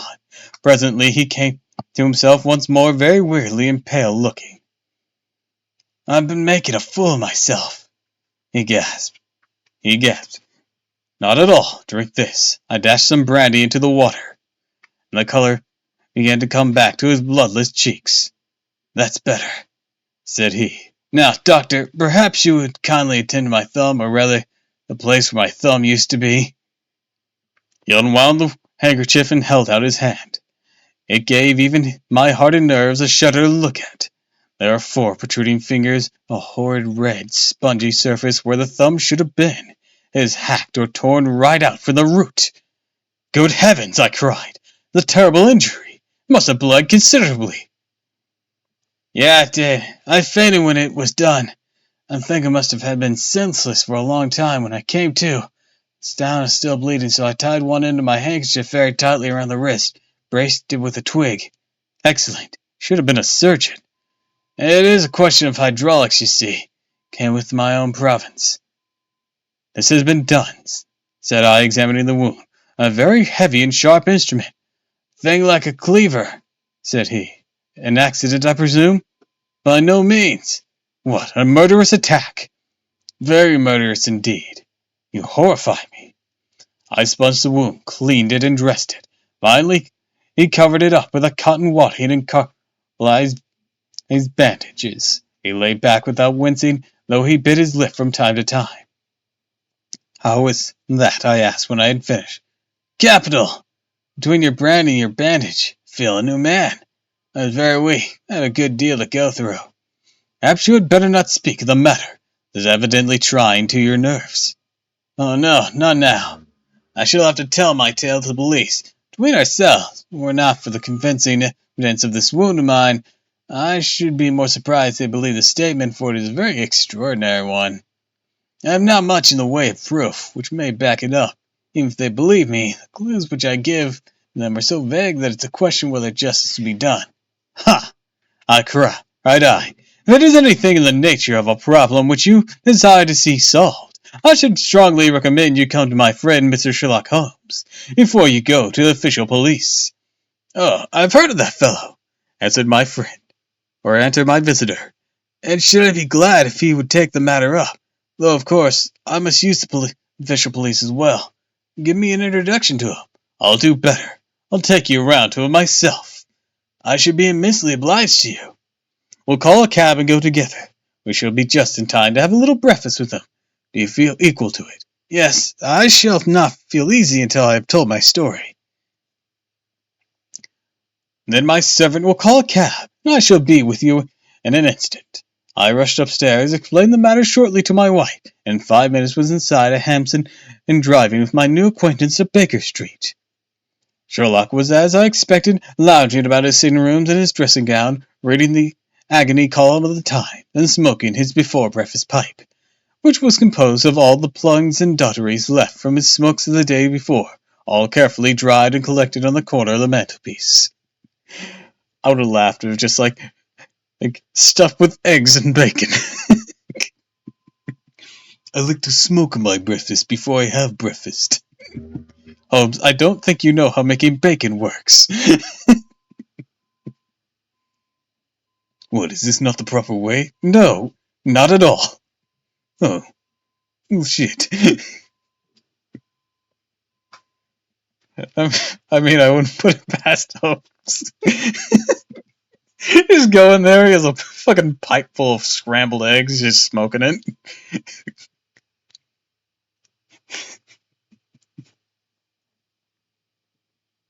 I thought I'd try something new today.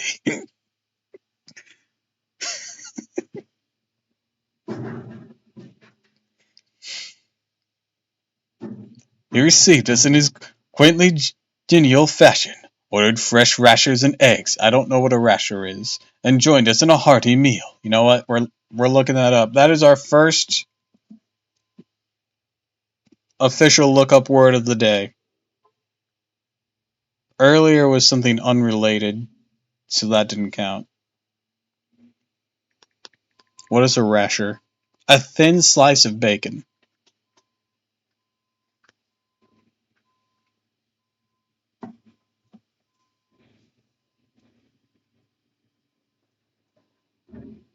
When it was concluded, he settled our new acquaintance upon the sofa, placing a pillow beneath his head, and laid a glass of brandy and water within his reach. "It is seen that your experience has been no common one, Mr. Hartley," said he. "Pray lie down. And there, make yourselves absolutely at home. Tell us what you can, but stop when you are tired. Keep up your strength with a little sentiment, or with a little stimulant. Would you prefer coffee, brandy, or cocaine?" Just brandy. Just looking at him. I made that part up. That part is not there. I just played off the stimulant. I also have heroin, please. No. I'm sure that would be great for my pain right now, but let's not. I need to be lucid to tell my story. Right.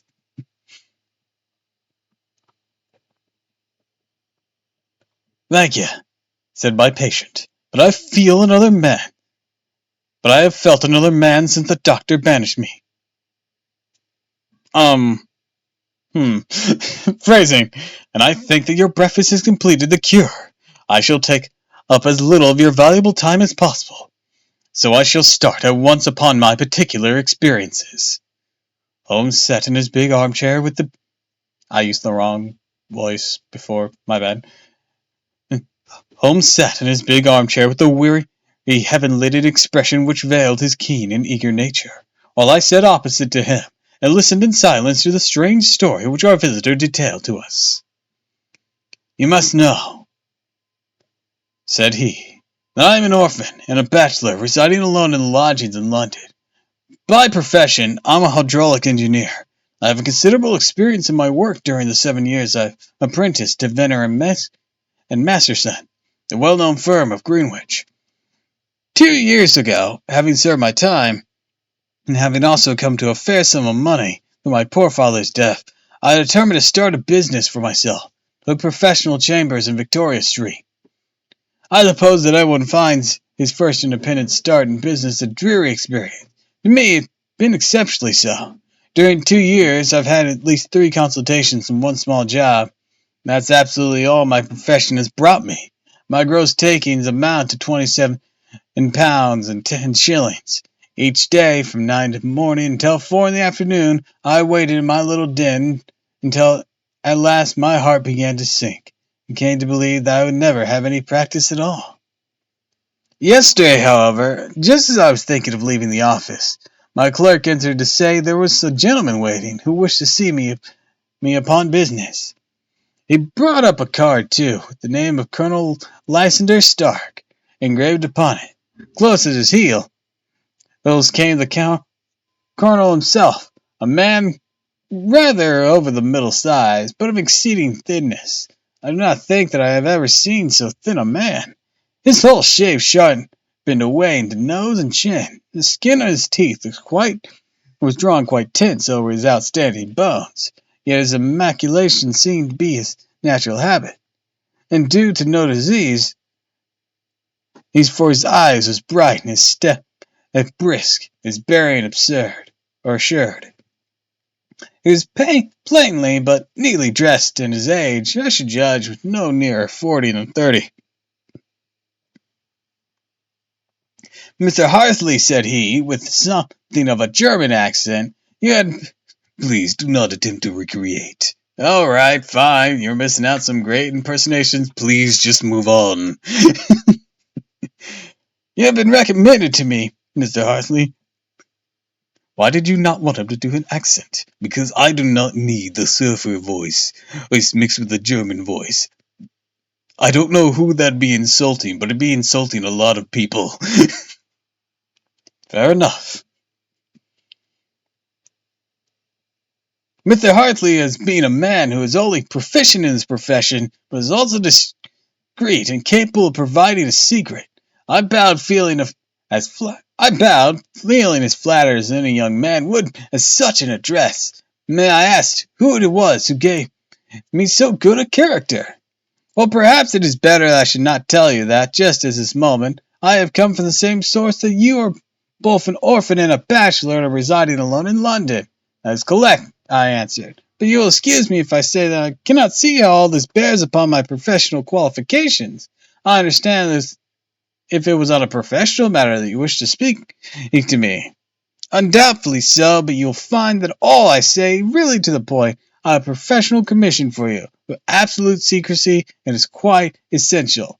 Absolute secrecy, you understand, and of course we may expect that more from a man who is alone than one who lives in the bosom of his family. Damn. That kind of rude.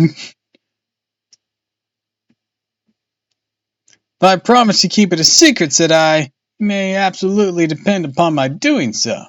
He looked very hard at me as I spoke, and seemed to me that I had never seen so suspicious and questioning an eye. Man, be like, I'm up this family's tits.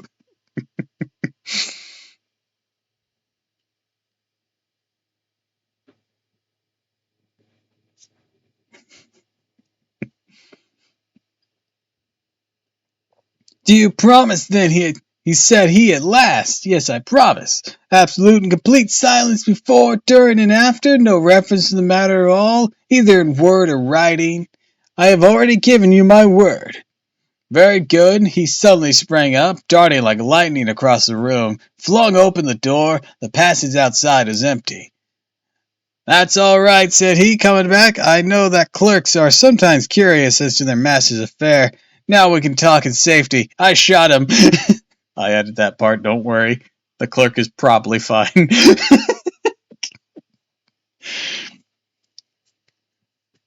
He drew up his chair very close to mine and began to stare at me again with the same questioning and thoughtful look.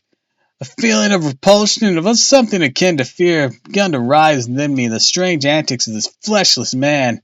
Even my dread of losing a client would not restrain me from showing my impatience. I beg that you will state your business, sir, said I. My time is of value. Heaven forgive me for that sentence, but the words came to my lips. How would 50 guineas for a night's work suit you? He asked, most admirably. I say a night's work, but an hour's would be nearer the mark. I would simply want your opinion about a hydraulic stamping machine which has got out of gear. If you show us what's wrong, we'll soon set it right ourselves. What do you think of such a commission as that? For it appears to be light, paid, magnificent. Precisely so. So we want you to come tonight by the last train. Where to? To Elford in Berkshire, little place near the border of Oxfordshire and within 7 miles of Reading. Who names these places? There's a train from Paddington which bring you there about 11:15. Very good. I shall come down in a carriage to meet you. There's a drive then. Yes, our little place is quite out in the country. Good even miles from Elford station. Then we can hardly get there before midnight. I suppose there would be no chance of a train back I should be compelled to stop the night. Yes, we could easily. He gave you a shakedown. That that sounds like you're mugging him. That is very awkward. Could I not come at the most convenient hour? It sounded like she's like, could you not mug me? We have judged it best that you come late. It is to recompensate you for any inconvenience that we are paying you to, a young and unknown man, a fee which would buy an opinion from the very heads of your profession. So, of course, if you would like to be drawn out of the business, there's plenty of time to do so. Just a shakedown, nothing serious, coxgun.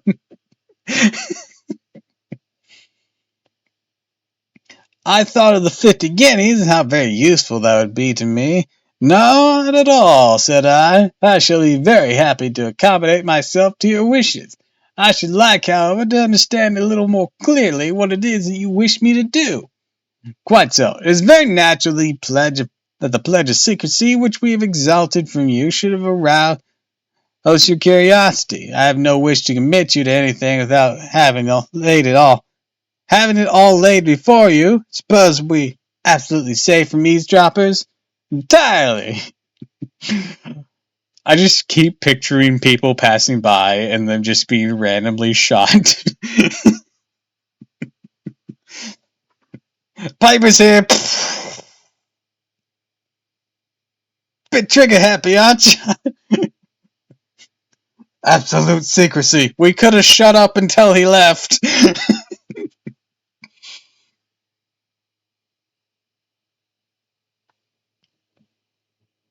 The matter stands thus. You're probably aware the fuller's earth is a valuable product, and that is only found in one or two places in England. I have heard so. Strange Case of Sherlock Holmes, Detroit edition.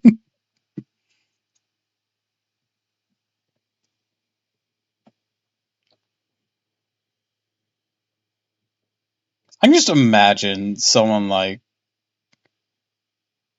I can just imagine how funny it'd be if someone like Sherlock Holmes was brought in to investigate like the doings of a video game protagonist.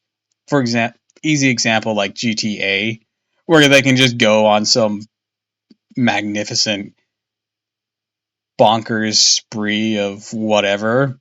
And he's just brought in after the fact. And he's just trying to piece together what caused this spontaneous this descent into madness.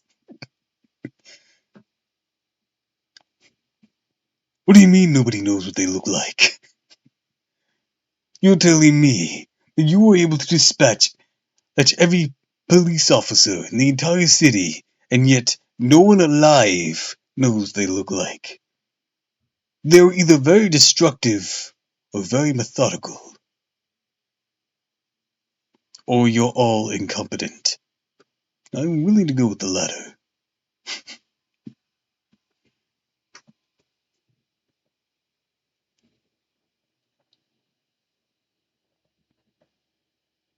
Hey, where was I? Where I went on that? So, little time ago, I bought a small place, very small place, within 10 miles of Reading. I was fortunate enough to discover that there was a deposit of fuller's earth in one of the fields. On examining it, however, I found this deposit was a comparatively small one, that had formed a link between two very much larger ones upon the right and left, both of them, however, in the grounds of my neighbors. I surmise that half past noon, the Russian immigrant got a call from his cousin about going bowling.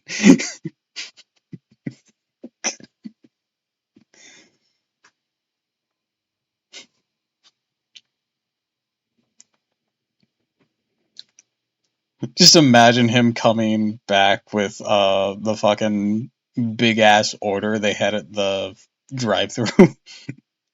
So they got all this. I don't know if they're really hungry, high on weed, or they're feeding a small army. Take your pick.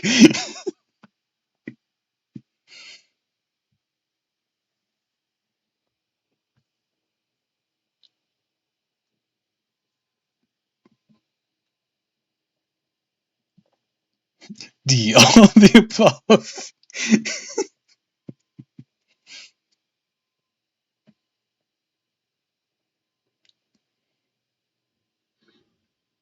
These good people are absolutely arrogant in their land contained of which was quite a valuable as gold mine. Naturally, it was my interest to buy the land before I discovered its true value, but unfortunately, I have no capital by which I could do this. I took a few of my friends as secret, however, and they suggested that we should quietly and secretly work on our own little deposit, and then in this way we could earn money which would enable us to buy the neighboring fields. This we have now been doing for some time. In order to help with our operations, we erected a hydraulic press. This press, as I have already explained, has got out of order. I wish your advice upon the subject. We guard our secret very jealously, however, and if once became known that we had hydraulic engineers coming to our little house, it would soon rouse inquiry. Then, if the facts came out, it'd be goodbye to any chance of getting those fields and carrying out our plans. That's why I've made you promise me that we will not tell a human being that you're going to Ellerford tonight. I hope that I make it all plain. I quite follow you, said I. The only point which I could not quite understand was what use you can make of a hydraulic press and an excavator full as earth, which I understand is dug out like a gravel from a pit. Ah, said he carelessly, we have our own process. We compress the earth in the bricks as to remove them without revealing what they are. But that is a mere detail. I have shown you fully in my confidence now, Mr. Hartley. I've shown you how I trust you. He rose as he spoke. I shall expect you at Ellerford at 11:15. I shall certainly be there. And not a word to a soul. He looked at me with a last long questioning gaze, and then pressing my hand to a cold, dark grasp, he hurried from the room. This has devolved not into surfer, but kind of a little country bumpkin, but only semi, like one that's been in the city for a little bit. The kind who still wears a cowboy hat, has a bit of a drawl, but they got rich, like from like oil fields, but they grew up out in the sticks. I feel like that's what this voice has become.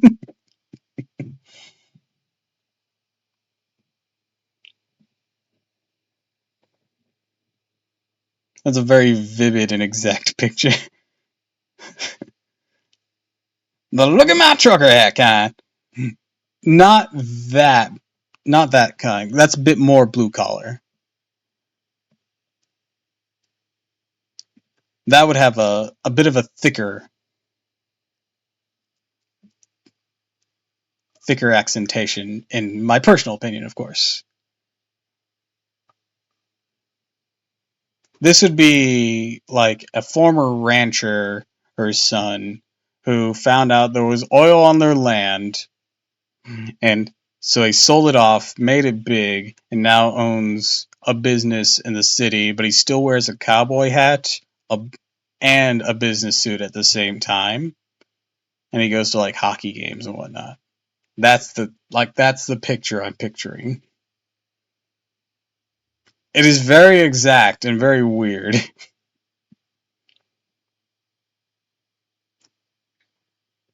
when I say go to hockey games, I mean like in the top box kind of thing where they have like a lounge and shit.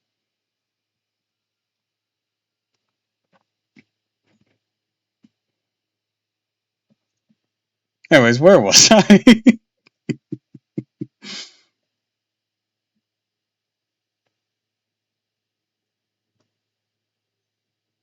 Here I am. Well, then, when I came to think that it was all over in cold blood, I was very much astonished, as you may both think, at the sudden commission which had been entrusted to me. On one hand, of course, I was glad, for the fee was at least tenfold what I should have asked had I set a price upon my own services. It was possible that this order might lead to other ones. On the other hand, the face and the manner of my patron had made an unpleasant impression upon me. I could not think that his explanation of his fuller's earth was sufficient to explain the necessity for my coming at midnight. In extreme anxiety lest I should tell anyone of my errand. However, I knew all the fears to the wind, ate a hearty supper, drove to Paddington, started off having to obey the letter, the injunction as to holding my tongue. I just hoped that I wouldn't be drawn some Cthulhu-esque plot. The hell's Cthulhu? I don't know. Is Lovecraft born yet? Has he written his shit yet? Like, this is the kind of sinister thing that people are dragged into and eaten up by other Richian horrors for. You know what I mean, right? No, I'm afraid I don't. Me neither.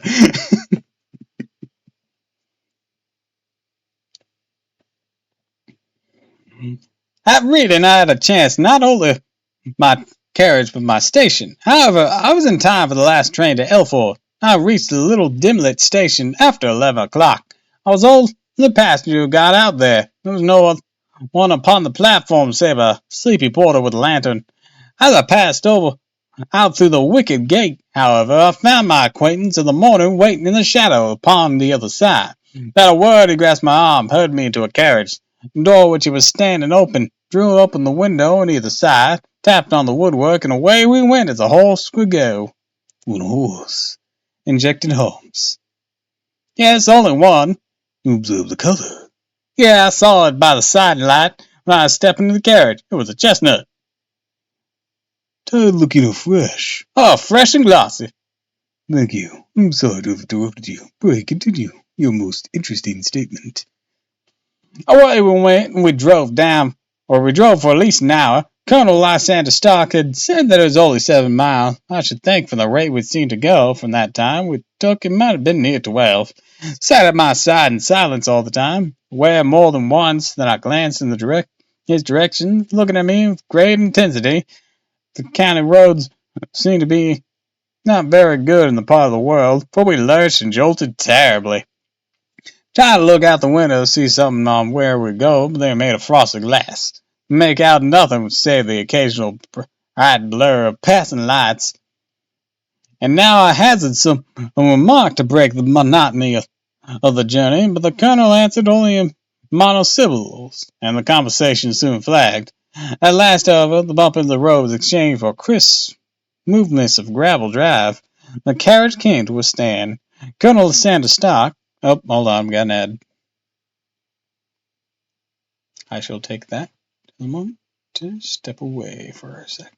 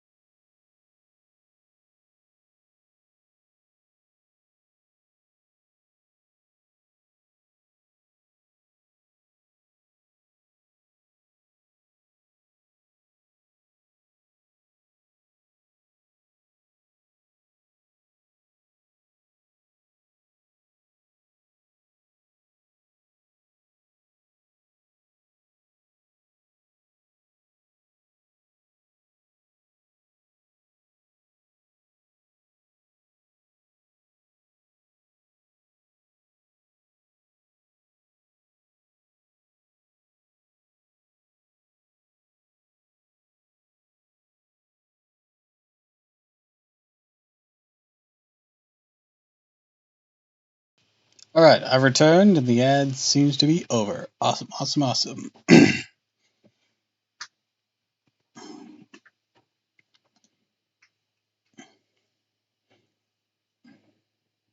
Where was I? Ah, here we go. The carriage came to a stand, and Colonel Lysander Stark sprang out, and I followed after him, pulling me swiftly into a port. porch which gaped in front of us, stepped as it were right out of the carriage and into the hall, as I failed to catch the most fleeting glance at the front of the house. The instant that I had crossed the threshold, the door slammed heavily behind us. Heard faintly the rattle of the wheels as the carriage drove away. It was pitch dark inside the house. Colonel fumbled about looking for his matches and muttering under his breath. Suddenly a door opened at the other end of the passage. Long gold bar of light shot out in the direction, grew broader, and a woman appeared with a lamp in her hand, which she held above her head, pushing her face forward, peering at us. See, she was pretty in front of the glass, with which the light shone upon her dark dress. Knew it was a rich material. Spoke a few words in a foreign tongue, in a tone though asking a question. When my companion answered in a gruff monosyllable, she gave such a start that the lamp nearly fell from the hand. Colonel Stark went up to her, whispered something in her ear, then pushing her back into the room from which she had come, he walked towards me again with the lamp in hand. Perhaps you will have the kindness to wait in this room for a few minutes, said he, throwing open another room, quiet little plainly furnished room, round table in the center, out with the several German books were scattered. Colonel Stark laid down the lamp on the top of the harmonium, and beside the door. I shall not keep you waiting an instant, said he, vanishing into the darkness. Glanced at the book upon the table, and spite my ignorance of German, could see the two of them were treatises on science, and the others being volumes on poetry. Then I walked across the room, hoping I might catch some glance of the countryside. An oak shutter, heavily barred, and folded across it. Wonderful silent house. There was an old clock ticking loudly somewhere in the passage. Otherwise, everything was deadly still. A vague feeling of uneasiness began stealing over me. Who were these German people, and why were they living in this strange, out-of-the-way place? Where was this place? 10 miles or so from Elford? That was all I knew, but whether north, south, east, west, I had no idea. For that matter, Reading and possibly other large towns were within that radius, so the place might not be so secluded after all. And it was quite certain from the absolute stillness that we were in the country. I paced up and down the room, humming a tune under my breath, keeping my spirits and feelings that I thoroughly earned at my 50 guineas fee. I don't understand the things she said, but God, is she pretty.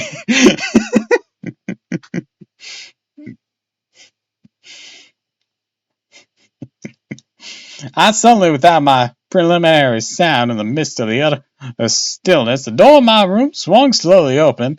One was standing in the aperture, the darkness of the hall behind her, the yellow light from my lamp beating upon her eager and beautiful face. I could see at a glance she was sick with fever. Sight sent a chill to my own heart. Held up one shaking finger and warned me to be silent, shot a few whispered words of broken English at me, her eyes glancing back like there was some frightened horse in the gloom behind us. I will go, she said, trying hard as seemed to me to speak calmly. I'm going to jump off now, Doppel. Gotta go to bed fairly early tonight. I have to take my meds. Have a good stream. All right. I hope you sleep well. I hope you have a good and swift remainder of your recovery. And I wish you pleasant dreams.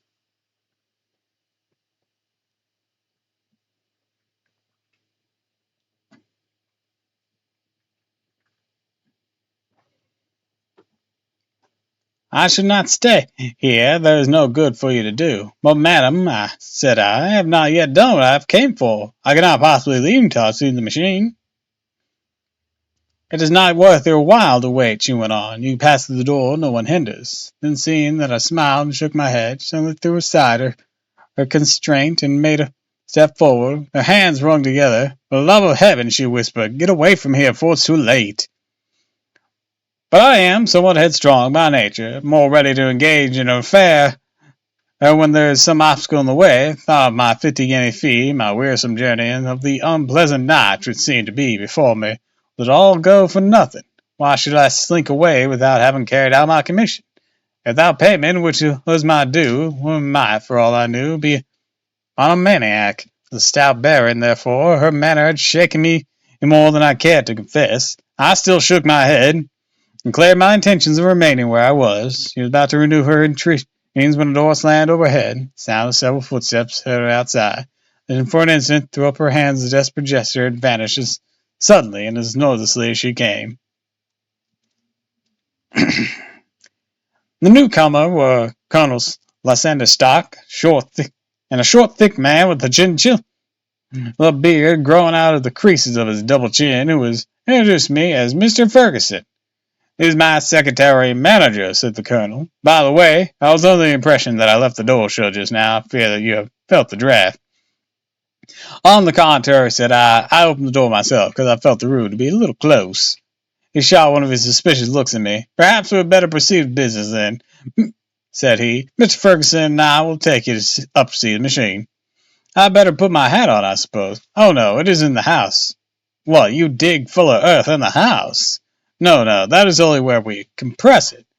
But never mind that. All we wish you to do is examine the machine. Let us know what is wrong with it."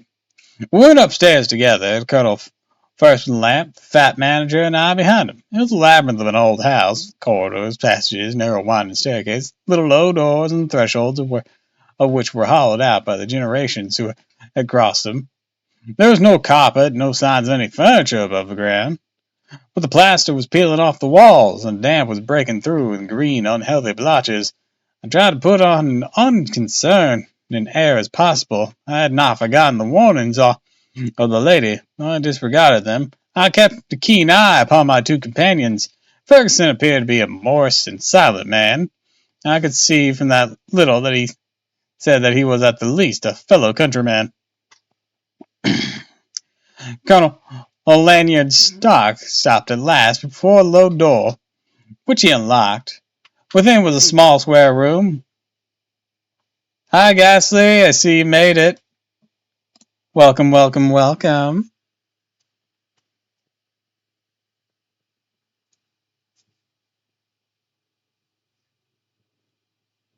"How was the party?"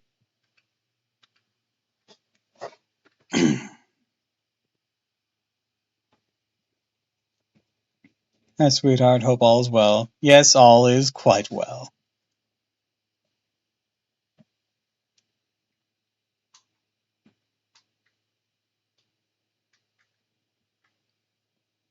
Saying of his small chambers, from the ends of the ascending pistons come down the force of many tons upon this metal floor. Very fun, I'll tell you about it later. Alright, I'll look forward to it. Small lateral columns of water outside which receive the force, which transmit and multiply in the manner which is familiar to you. The machine goes readily enough. There's some stiffness in the working of it. Social battery's dead, gonna lurk for real. Alright, completely understandable. And has lost a little of its force. After you will have a good look, or goodness to look it over, and show us how we can set it right. I took the lamp from it and examined the machine very thoroughly. It was indeed a gigantic one, and capable of exercising enormous pressure. When I passed outside, however, and pressed down the lever whose controller, knew at once by the whooshing sound that there was a slight leakage. It allowed a regurgitation of water through one of the side cylinders. An examination showed that one of the Indian rubber bands, which was round the head of a driving rod, had shrunk so as not quite to fill the socket along which its work. This is clearly the cause of loss of power, and I pointed it out to my companions, which followed my remark very carefully, and asked several practical questions as to how they should proceed to set it right. Which I had made it clear to them. I returned to the main chamber of the machine, took a good look at it to satisfy my curiosity. It's obvious at a glance the story of the full earth was the merest fabrication, for it would be absurd to suppose that so powerful an engine would be designed for so inadequate a purpose. The walls were of wood, but the floor consisted of large iron troughs, which I came to examine. See a crust of metallic deposit that's all over. Stopped and was scraping to see exactly what it was when I heard a muttering exclamation in German, saw the cadaverous face of the colonel looking down at me. "What are you doing there?" he asked. I felt angry at being tricked by so elaborate a story as he had told me. "I was admiring your full earth," said I. "I think I should be better able to advise you as to your machine if I knew what the exact purpose was for which it was used." Since I uttered the words, I regretted the rashness of my speech. His face set hard, and a baleful light sprang up in his grey eyes. "Very well," said he. You shall know all about the machine." He took a step backward, slammed the little door, turned the key in the lock, rushed towards it, pulled at the handle, but was quite secure, not geared the least to my kicks and shoves. "Hello!" I yelled. "Hello, Colonel! Let me out!" Suddenly in the silence I heard a sound which sent my heart into my mind. Clunk of the levers and the swish of the leaking cylinder. It had set the engine to work. The lamp still stood upon the floor which it had placed. Then when examining the trough, by its light I saw the black ceilings coming down upon me, slowly, jerkily, but as none better than myself, with a force which must within a minute grind me to a shapeless pulp. Threw myself screaming against the door, and dragged with my nails at the lock. I implored the colonel to let me out. The remorseless clacking of the levers drowned my cries. The ceiling was only a foot or two above my head. With my hand upraised, I could feel its hard, rough surface, and it flashed through my mind the pain of my death would depend very much upon the position in which I met it. By laying my face, the weight would come upon my spine, and I shuddered to think of that dreadful snap. Easier the other way, perhaps, and yet I had nerve to lie and look up at the deadly black shadow wavering down upon me. Already was I unable to stand erect, when my eyes caught something which brought a gush of hope to my heart. I said, as though the floor and ceiling were made of iron, the walls were of wood. As I gave a last hurried glance around, I saw a thin line of yellow light between the two of the boards. It was quite broad, and then broadened as a small panel was pushed backwards. For an instant I could hardly believe that here was indeed a door which led away from the death. In the next instant I threw myself through, lay half fainting upon the other side. The panel had closed again in behind me. The clash of the lamp, and a few moments afterward the clang of the two slabs of metal told me how narrow has been my escape. I was recalling to myself, for a frantic plucking at my wrist, found myself lying on the stone floor of the narrow corridor, where a woman bent over me, tugged at me with her left hand, while held a candle in her right. The same good friend whose warning had so foolishly rejected. "Come, come," she said breathlessly. "They will be here in a moment. They will see that you are not there. Oh, do not waste this so precious time, but come." This time, at least, I did not scorn her advice. I staggered to my feet and ran with her along the corridor, down a winding stair. The ladder led into another broad passage, and just as we reached it, we heard the sounds of running feet, the shouting of two voices, one answering the other from the floor on which we were, and the one from beneath. My guide stopped and looked about her like who is at her wit's end. She threw open a door and led to a bedroom with the window of which the moon was shining brightly. "Here's your only chance," said she. "It is high, but it may be that you can jump it." As she spoke, a light sprang into view at the further end of the passage. I saw the lean figure of Colonel Lysander Stark rushing forward with a lantern in one hand, a weapon like a butcher's cleaver in the other. I rushed across the bedroom, flinging open the window, and looked out. How quiet and sweet the wholesome garden looked in the moonlight. I could not be more than 30 feet down. I clambered out upon the sill, and I hesitated to jump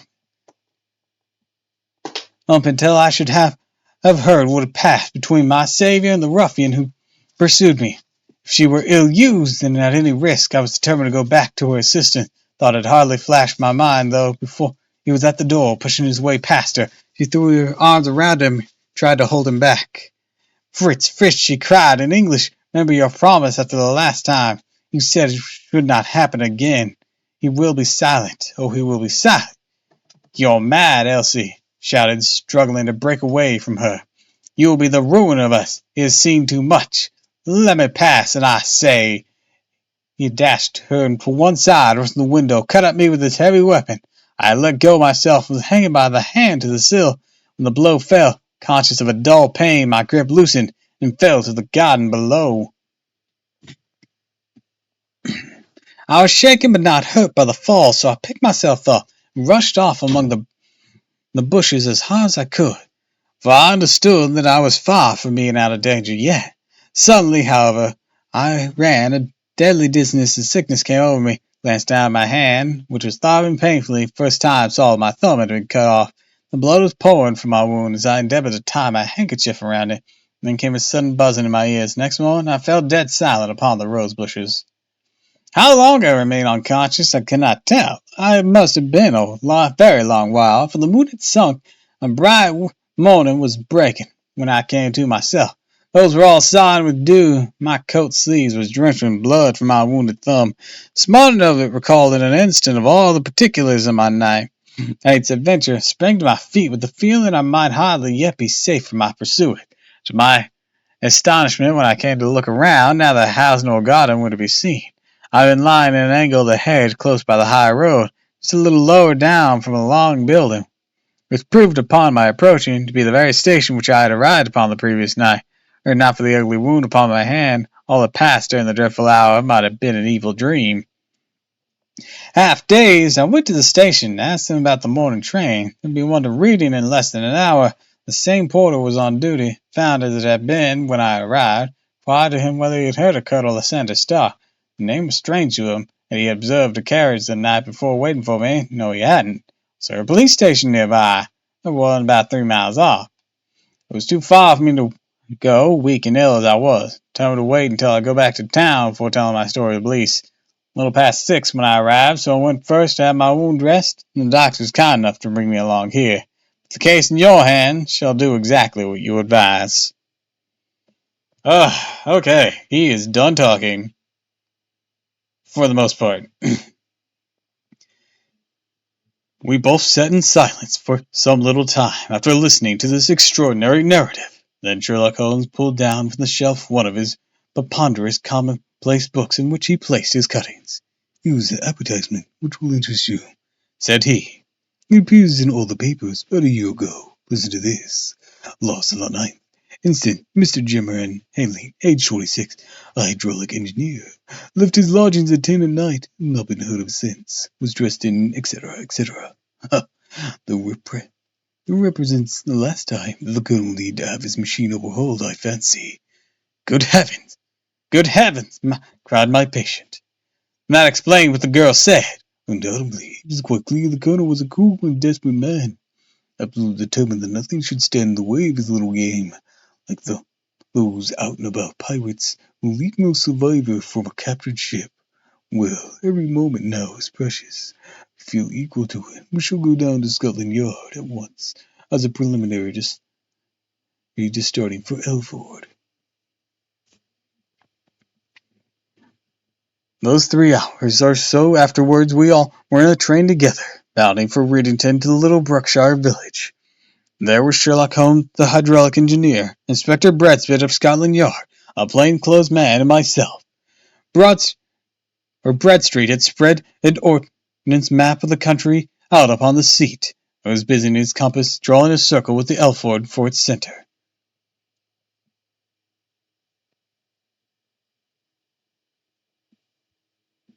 "There you are," said he. "That circle's drawn at a radius of 10 miles from the village. The place we want must be somewhere near that line. You said 10 miles, I think, sir.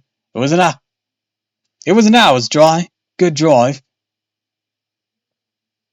"And you think they brought you back all the way when you were unconscious?" "I must have done so. I have a confused memory, too, of having been lifted and conveyed somewhere." "What I cannot understand," said I, "is why they should have spared you when they found you lying fainted in the garden. Perhaps the villain was softened by the woman's entreaties." "I hardly think that's likely. Never saw a more inexorable face in my life." "We shall soon clear all that up," said Bradstreet. "Well, I have drawn my circle. I only wish to know what point upon it folks that we are in search of are to be found."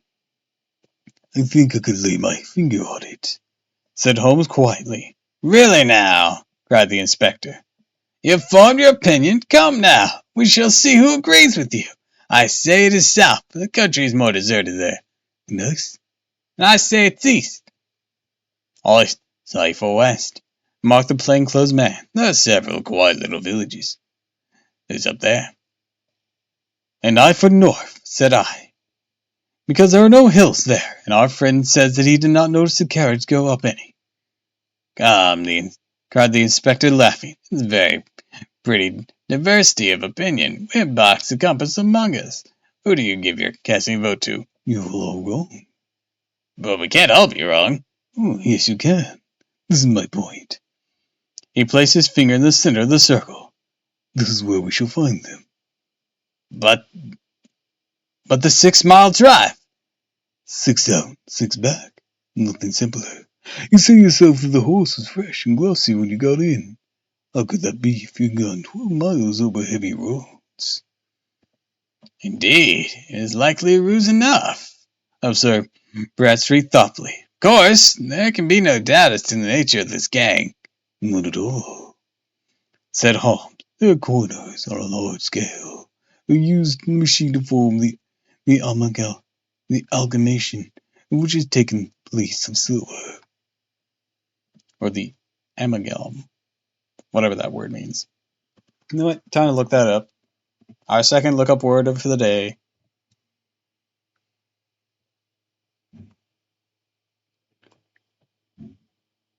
Amalgam.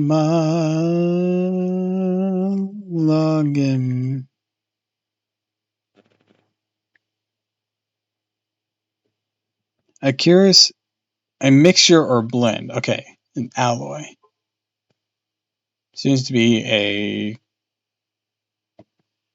version of amalgamation.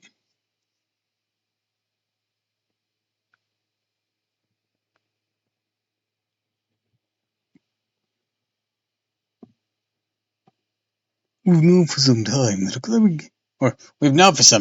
a clever gang was at work, said the inspector. They have been turning our half-crowns out by thousands. We've even traced them as far as Reading.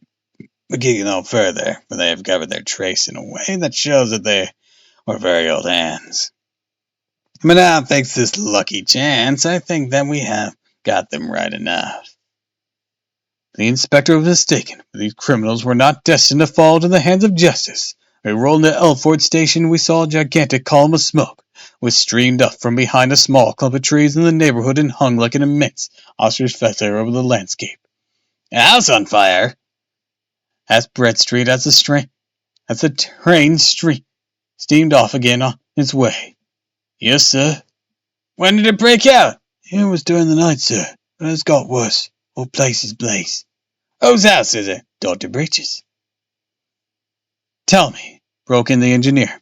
Is Dr. Breacher a German, very thin, with a long, sharp nose? Station master laughed heartily. No, sir, Dr. Breacher's an Englishman. There's a man in Paris who's better lined waistcoat. There's a gentleman staying with him, patient as I understood, who's a foreigner. This is a little good Brookshire beef would do him no harm. Station master had not finished his speech before we were all hastened to the direction of the fire. The road topped to a low hill, and there was a great widespread whitewashed building in front of us, running fire at every chink and window. All the guard in front of the 3 fire engines were vainly striving to keep the flames under. That's it! Cried heartily in intense excitement. This is the gravel drive! And there are the rose bushes where I lay. Second window's the one I jumped out of. Well, at least, said Holmes, you've had your revenge upon them. There'd be no question that it was your oil lamp, which, when it was crushed to pieces, set fire to the wooden walls. Though no doubt they were too excited in the chase after you to observe it at the time. Now keep your eyes open to the crowd for your friends of last night, though I very much fear they're a good hundreds of miles off by now. And Holmes' fear came to be realized. From that day to this, no word has ever been heard of the beautiful woman, the sinister German, and the Morris Englishman. Early that morning, a peasant had met a cart containing several people and some very bulky boxes driving rapidly in the direction of Reading. There all traces of the fugitive disappeared. Even Holmes' ingenuity failed ever to discover the least clue as to their whereabouts. The firemen had been perturbed as the strange arrangement which they had found within, and still more so by discovering a newly severed human thumb upon a window-sill of the second floor. About sunset, however, their efforts were at last successful, and they subdued the flames, but not before the roof had fallen in. The whole place had been reduced to some absolute ruin, that save some twisted cylinders and iron piping. Not a trace remained in the machinery which had cost one unfortunate acquaintance so dearly. Large masses of nickel and of tin were discovered and stored in an outhouse, but no coins were to be found, which had been explained the presence of those bulky boxes which had already referred to. How our hydraulic engineer had been conveyed from the garden to the spot where he recovered to his senses might have remained forever a mystery were it not for the soft mould, which told us a very plain tale. He had evidently been carried by two persons, one of whom remarkably small feet, and the other unusually large ones. On the whole, it was most probable the silent Englishman, being less bold or less murderous than his companion, had assisted the woman to bear the unconscious man out of the way of danger. "Well," said our engineer ruefully as we took our seats to return once more to London, "hasn't been pretty business for me. I lost my thumb and I've lost 50 guinea a fee. What have I gained?" "Experience," said Holmes, laughing. "Indirectly it may be of value, you know. You have only to put into words to gain the reputation of being excellent company for the remainder of your existence." All right. I think that is where we'll end our readings today. I think 2 stories is good progress. Very good progress. So, with that being said, I'd like to wish you all a fond farewell, and thank you for stopping by. If you like this, of course, follow me on Twitch, Twitter, and YouTube. And if you haven't already, please consider subscribing, because it really helps me out. Shameless plugs to Throne and Ko-Fi, I have those, if you so wish to contribute. But, until next time, fare thee well.